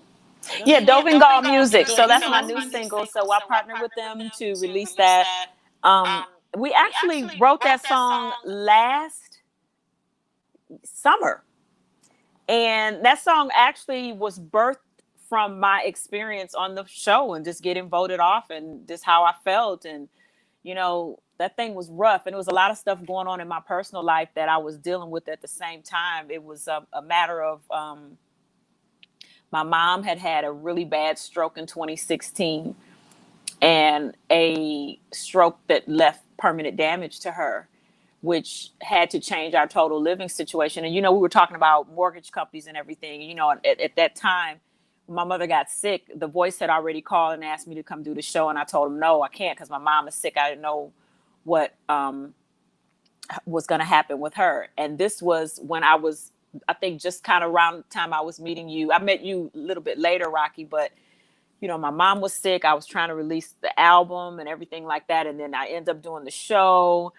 And then my mom being sick and dealing with that, and then getting voted off. And you walk into this situation where you see the politics of television and you see the unfair. Some of it was fair, some of it wasn't, you know. And so you're in this and you're dealing with all this stuff. Like I said, my personal life and my family life, well, not necessarily personal, but, you know, my family life, it was weird because of my mom being sick. So coming back home, it was like, how am I really feeling? Like, you know, I'm glad I did what I did, but there is a level of hurt that you suffer from being rejected in front of so many people like that. Face. You had to go on interviews and suck it up. I know you wanted to say, this is some bullshit. I should have won. And, you know, I'll say it for you. That was some bullshit. You should have won. But okay. I know you had to suck it up and, you know, be graceful. I get it. And you know what, really, the funny thing is that, again, I'm very careful of how I portray myself to people. You know, what I really wanted to say, I didn't say, you know, because you get yourself in a situation where the objective was to get on the actual show. And the objective was to be able to come home and establish yourself at another level as an artist, being an independent artist. And I think that I did that. So you have to be careful how you portray yourself, because you don't know what comes after that. So if I sit up and I start bashing the show and bashing the people and and saying all this kind of stuff, it could affect what I do down the line. You never know. And you know, this and is, it might have been a reason God delayed that. And this is, again, it might have been a reason he denied that. So yeah, absolutely. This is chess, not checkers. You know what I'm saying? You got to be strategic, and you have to watch every move that you make. And when you're being watched, you do have to be careful. Now, me and you get on the telephone, it's different. You know what I'm saying? I called you like, yeah, and you know, and how you doing, boo? Right, and those that know me, you know, it's cool. I'll tell you. But when you are when you're being watched, and you know, initially coming off the show, you coming home, you are being watched. So you have to be careful. So that song was birthed from the pain that I felt. You know, we're a year later now. The pain that I felt, there was a level of, I don't know if I was actually embarrassed. I don't think I was embarrassed. I know that I should have probably stayed on the show. I wasn't happy with the results. I know I did my best. So I wouldn't say embarrassed, but there was a level of hurt that you feel because you see the injustice that happened. Yeah. You know, disappointment. Yeah. So that song came from that, you know, and I got with Dovengal and we just started writing, and people would always tell me that the title, you know, or the hook of the song, actually, you know, you get home and people say, oh, you did so good. Well, you know, just because you got on the show, you already won. You know, you won anyway. You won in my heart. And so that was what people kept saying. And so that it kind of stuck. Right. Yeah. So that was a painful experience, you know, and I'm actually able to talk about it now. I couldn't talk about it for a long time. I just had to grin and bear it. And I had to, you know, as old folks say, run on and see what the end gonna be. And keep my mouth closed. And you shouldn't always just be vocal about every little thing. Sometimes you need to stop and wait and watch and use some wisdom. And what I wanted to do was make sure that I came home and I worked, and that started working on my next album, and that I strategically made moves and not just moved out of emotion. Like Marvin said, I was moving out of reality, out of facts. What are the facts? You made it to that show. You're getting ready to do the next step. What is it that you want to do? So take what you did. Take that looks like a loss and turn it into an opportunity for you. And that's what I did. And I'm really proud of myself for how I handled it. I really very well could have fallen apart and just, because there's a lot of people that came off the show with me. Thank you. I mean, I was the oldest contestant on the show, you know, so I was already dealing with that. Thank you. It was a lot to deal with. You know, they wanted to capitalize on me being the oldest contestant on the show. So I had to deal with that because just people on the show, they were. I love when you said your age, though. I was like, let them know that black don't. Wait, baby. let me say this though. I didn't want to, but they made me do it because that was the thing. They were like, you got to tell them how old you are. And I'm like, okay, whatever. You know, I am proud of my age, and I'm proud that that's Hollywood. They needed a story. You know. But you have to think about what you want to do, and you have to be strategic with every move that you make in your life. And you should never be so overcome with emotion that you can't use your common sense, man, because that'll jack you up. And my plan was to get on the show. And I don't think people know how hard it is to get on the show. It's not what people think. I auditioned probably. You go for your one audition, and then they call you back, and then you do another audition, and then they call you back and you do another audition, and then you go to LA and you do another audition, and then you got to audition here, and you got, like, you're auditioning from different people. And then you get in front of the executives, and then you get in front of the vocal teacher, and then they try you out with the band, and the whole time you're there and you're going through this process, they're steadily sending people home that you've met and that are going through the same process with you. You get up the next day and you see so-and-so coming down in the lobby with their luggage, and they get sent home, and you like, oh, dang. So it's not what people think. It's a nerve-wracking experience. You don't just get in line and then go audition and then them chairs turn. This process almost took a year. You know, I auditioned in June. I didn't tape my blind audition until October. It didn't air until February. That was a long time. And from June to October, I was basically auditioning for different levels of the auditioning process. You audition here for the scouts, then you audition for the executives, and then you audition to make sure you can do this, make sure you do this. And it's a long process. And all the while, you have to be quiet about it. And all the while, you cannot talk about it. I didn't even know you were on there. I couldn't talk about it. So Montez texted me. I'm like, she on The Voice? You can't talk about it. I've never watched watched it, but I'm gonna watch it now. Yeah. That Beth is on there. So you going crazy watching people eliminated before the show even starts. And then you're going through all this. So I'm saying all that to say it was a big ball of emotion. And when I finally, got home, part of me was relieved because I had been stressed for months. I'm in LA basically living in a hotel for 2 and 3 months at a time. And my mother is back here. And I got people helping me take care of my mom. I'm calling home like, is my mom okay? My husband had surgery. He was in the bed. And I literally, y'all, like, people don't even know. My husband had a really serious surgery. He was in the bed.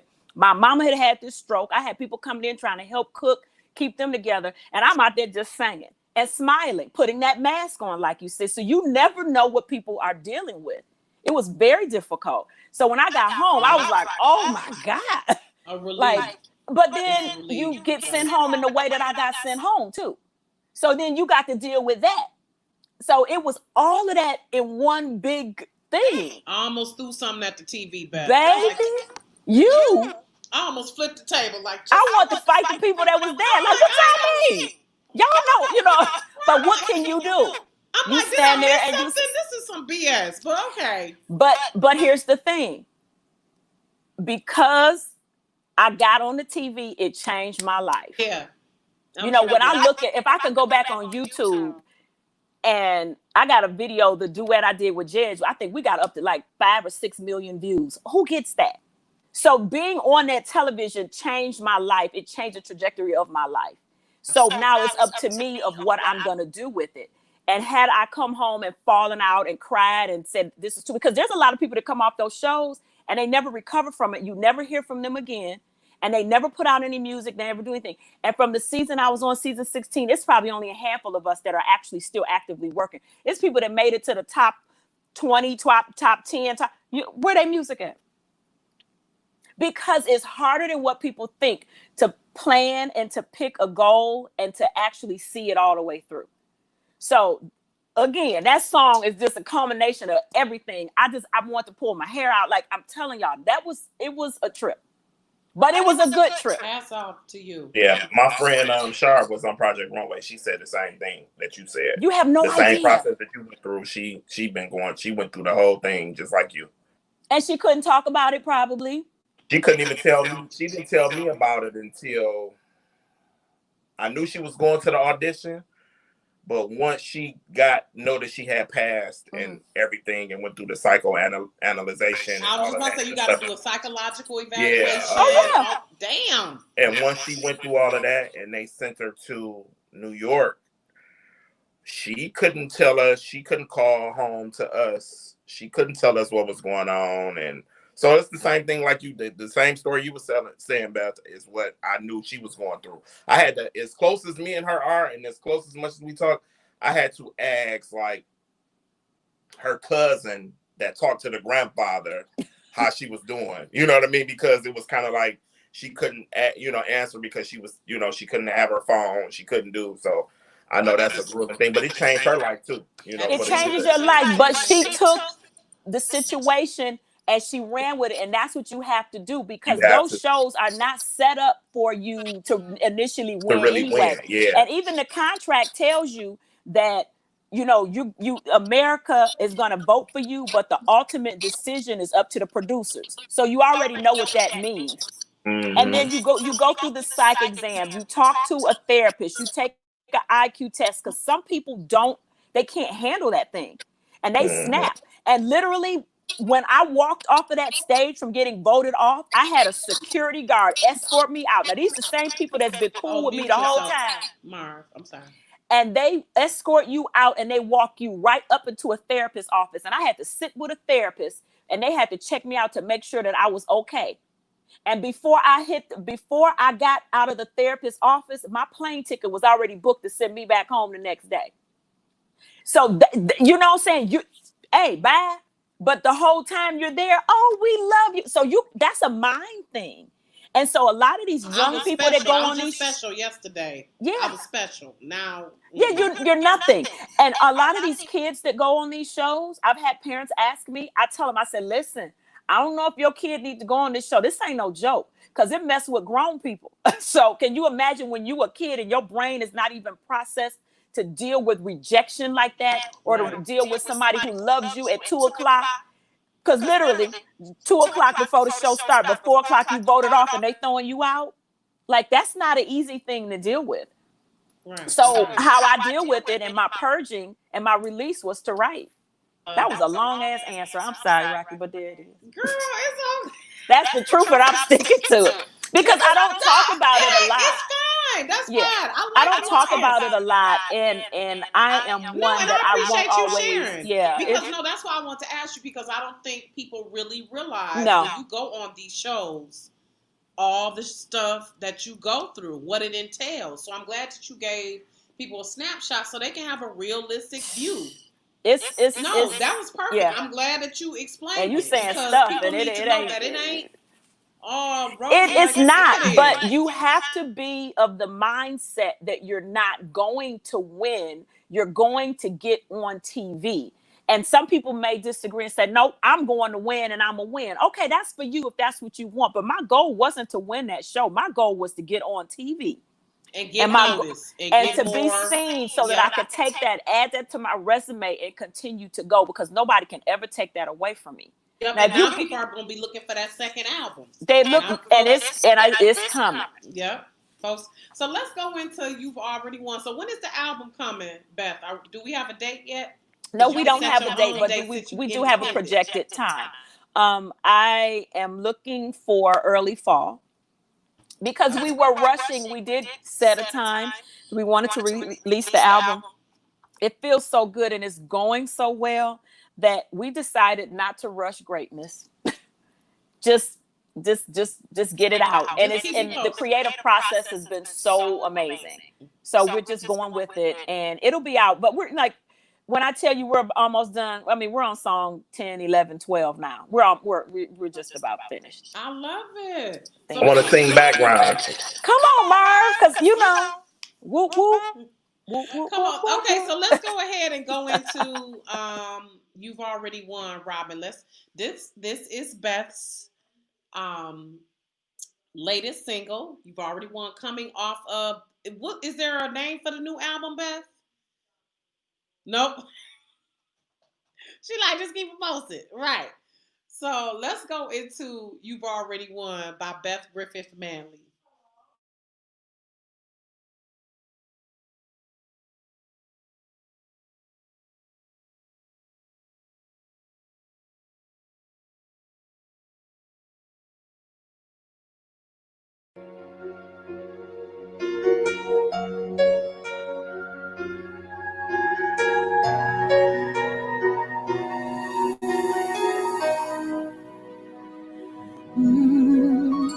There were times in your life when it seems not worth the fight. You wanna give in. You don't care if you win. Something deep down inside keeps pushing you higher, and you make up your mind to give it just one more time. You've come too far to turn back. Don't let your passion relapse. Let it grow so the world will know. Reach in your heart and find it. Reclaim your gift. Fight for it. It's your time to claim your prize. You've already won, a true champion. You'll win, a strong survivor. Keep going on. You've already won, Olympia. Never stop striving, always keep trying until it's done. You've already won. 'Cause sometimes you're tired, and you wanna throw in the towel, but your heart says not now. Life happens, distractions come along the way, but you pick yourself up and you go on anyway. You've come too far to turn back. Don't let your passion breeze, let it grow so the world will know. Reach in your heart and find it. Reclaim your gift, fight for it. It's your time to claim your prize. You've already won a true champion. You're a winner, strong survivor. Keep going on. You've already won, Olympian. Never stop striving, always keep trying until it's done. You've already won.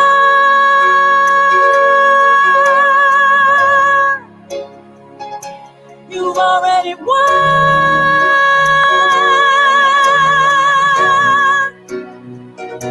You've already won.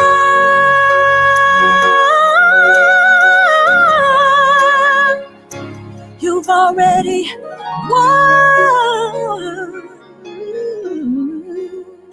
Don't stop until it's done. You've already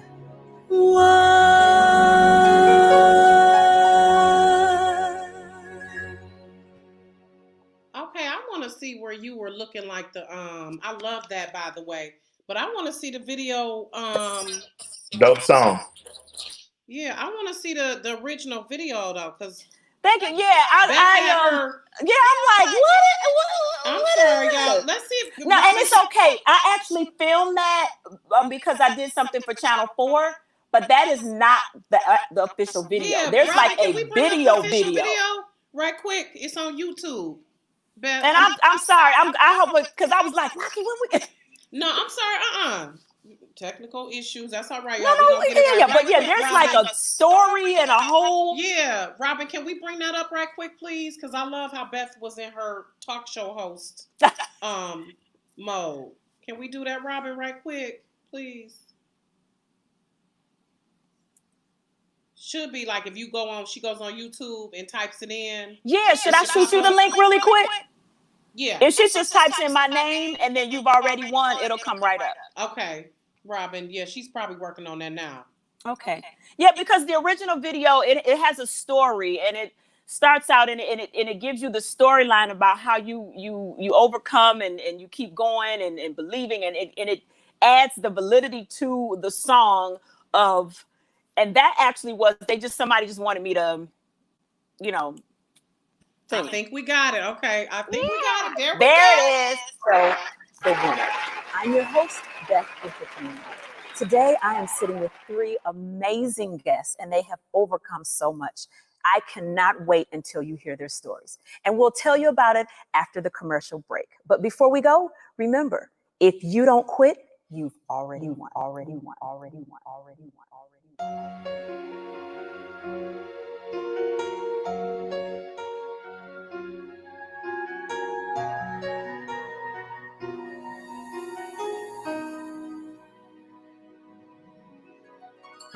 There are times in your life when it seems not worth the fight.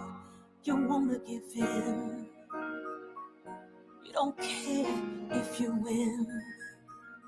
But something deep down inside keeps pushing you high. And you make up your mind to give it just one more time. You've come too far to turn back. Don't let your passion relax. Let it grow so the world will know. Reach in your heart and find it. Reclaim your gift, fight for it. It's your time to claim your prize. You've already won, a true champion. a strong survivor. Keep going on. You've already won, Olympia. Never stop striving, always keep trying until it's done. You've already won. 'Cause sometimes and you wanna throw in the towel, but your heart says not now. Life happens, distractions come along the way, but you pick yourself up and you go on anyway. You've come too far to turn back. Don't let your passion reels, let it grow so the world will know. Reach in your heart and find it. Reclaim your gift, fight for it. It's your time to claim your pride. You've already won, a true champion. Young winner, strong survivor, keep going on. You've already won, Olympia.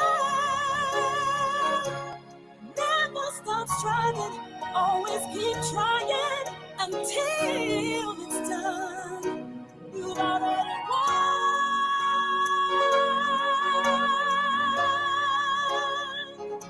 You've already won.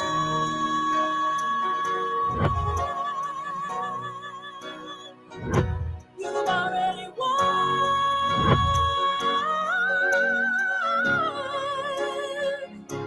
You've already won. Don't stop it till it's done. You've already won.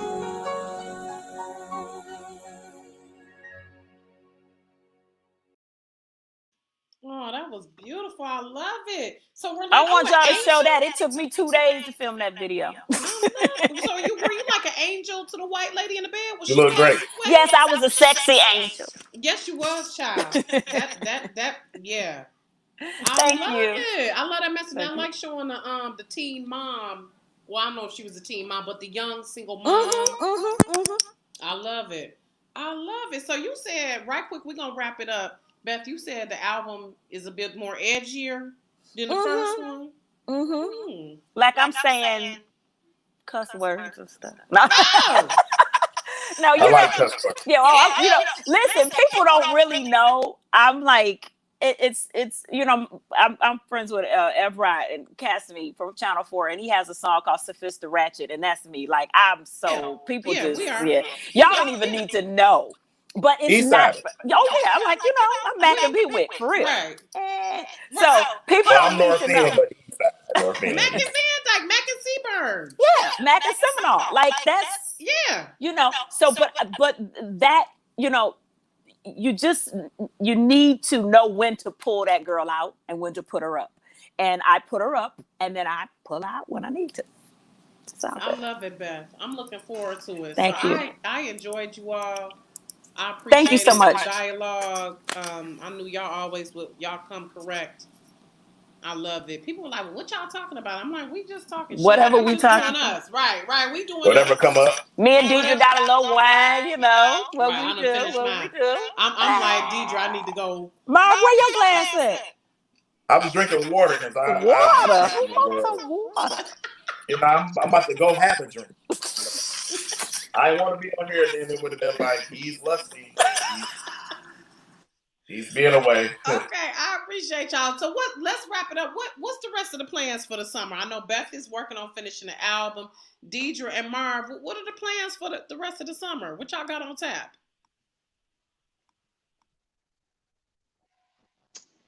You want me to go first, Marv? Oh, he on mute. What am I doing this summer? I'm going to visit my daughter in Atlanta next week. I'm so excited about that. She's so excited. So we are going to hang together 4th of July weekend. She got all kind of plans on tap. I've always done yoga. I've done yoga a lot before in the past, but I feel like this quarantine 15 has reared its ugly head across my thighs and stomach. And so I've been trying to work out in my living room, but I haven't been consistent. So I was like, Tanisha Prater inspired me to get back on it because she looks fucking amazing. So I was like, okay, you know what? I'm about to start intermittent fasting. So I started that. I had already been doing yoga outside. I love being outside. So I literally go to the trails every single day, or I do yoga. Like I couldn't go today because of this podcast, but yeah. So I've been focused on my eating, focused on my fitness. My mother is going to Greece for her 70th in October, and it hasn't been canceled yet. So I am trying to piece that together for myself. That's what I'm. That's gonna be live. Enjoy. Ooh. You gonna see some Greek god. Look at some Save my Greek money gods. to- Take some picture of Greek gods while you're there. Yes, I haven't bought a ticket like that before, but that's what I want to do in October. So yeah, this summer is just stacking my chips, working out, and trying to be debt free. Right. That part. Right. I'm going through that myself. Okay, Marv, what about you? What's the plans for the rest of the summer? So today my article for Michigan Chronicle just came out. I'd have been in millions of magazines, but I never had a Michigan Chronicle article. So Really? that came out today, speaking about all things fashion and how I turned my Instagram into a podcast this during COVID to help all the creatives and people that wanted to know how to get started doing things. So I was interviewing like everyone from singers to, everybody that does everything. Just giving insight for people here in Detroit and everywhere. So I mean, if That's you guys over there want to like come he on, didn't interview me.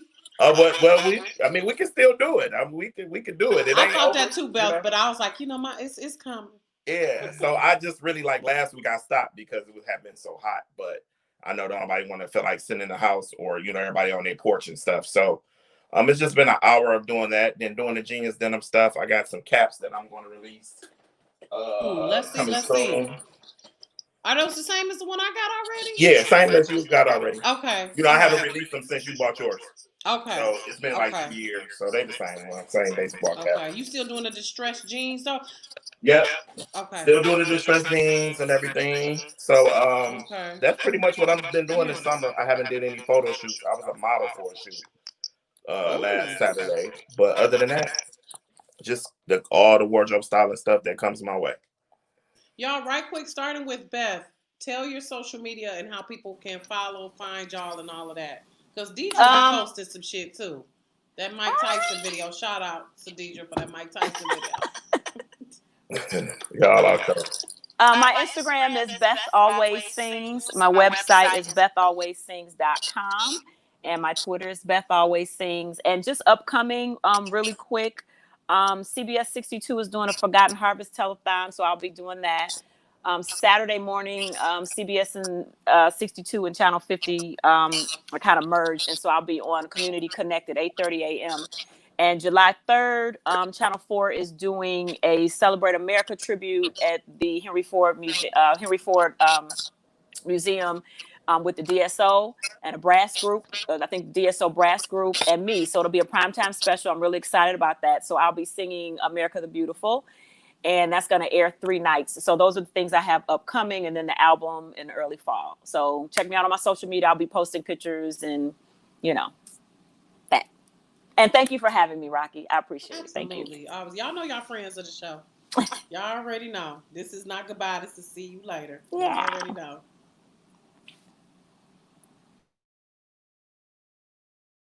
So, Deidre, what's how people can follow you?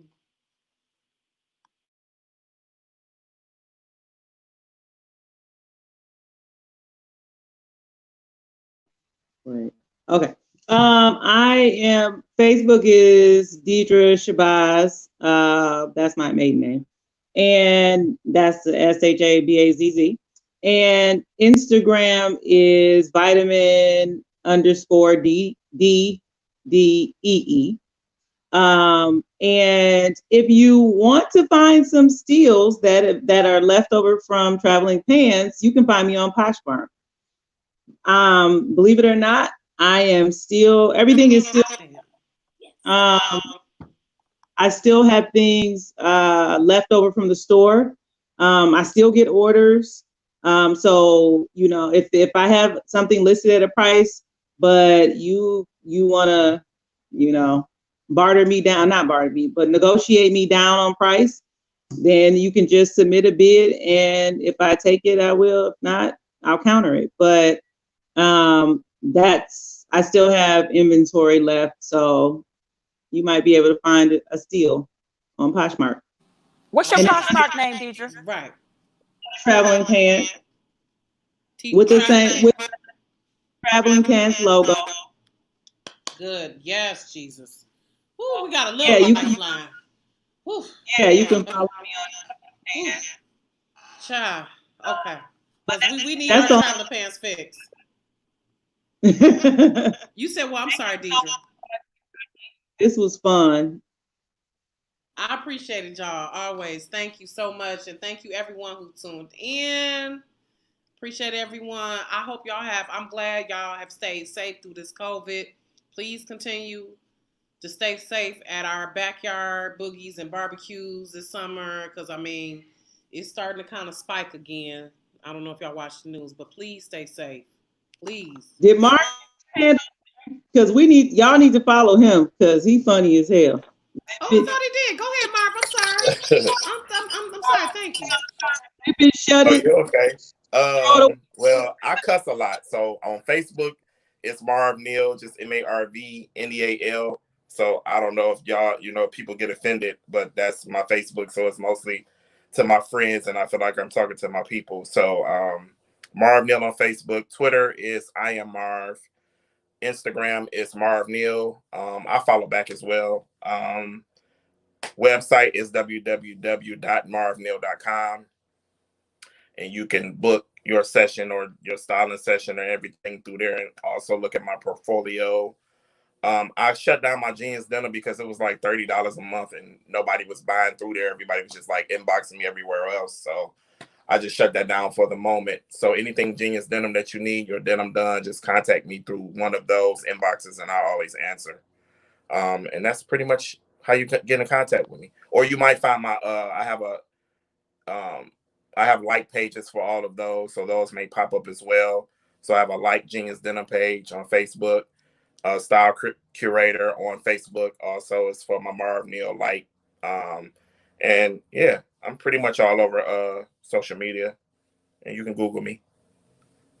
Good stuff like that. I love it. I love it. Yeah, I love it. Marv, I'll be looking forward to his posts. I'm like, what are you talking about today? I like to talk my junk. What are you talking about today? Yeah. I have 3 pieces, custom distressed pieces. So he is the real deal. Like I'm giving my official stamp of approval. So if anybody, and I always get compliments like, where did you get them? So yeah, Marv is the truth. He's the only one I go to when I want some new distressed stuff, which I need this summer. Yeah, just get them to me. You know what to do. Oh, I know. I actually have a container of old jeans that I keep saying like, okay, I need to get these. I need to connect with Marv because I want some new ones. I love it. Well, y'all take care. Enjoy the rest of your evening. Thanks again for your time. I appreciate y'all's support. Thanks for having me. All y'all, absolutely. Y'all know y'all always got a place here on Rocky's Reality. Get at me if you need to come. I just want to remind everyone, please subscribe to the Rocky's Reality YouTube channel. We're now on YouTube, so please subscribe. And you know, bigger and better. The quarantine definitely gave me some time to get some goals checked off my list that I have been procrastinating on. So that's definitely that. So I appreciate y'all. Love y'all. Have a good night. And thank you everyone for listening.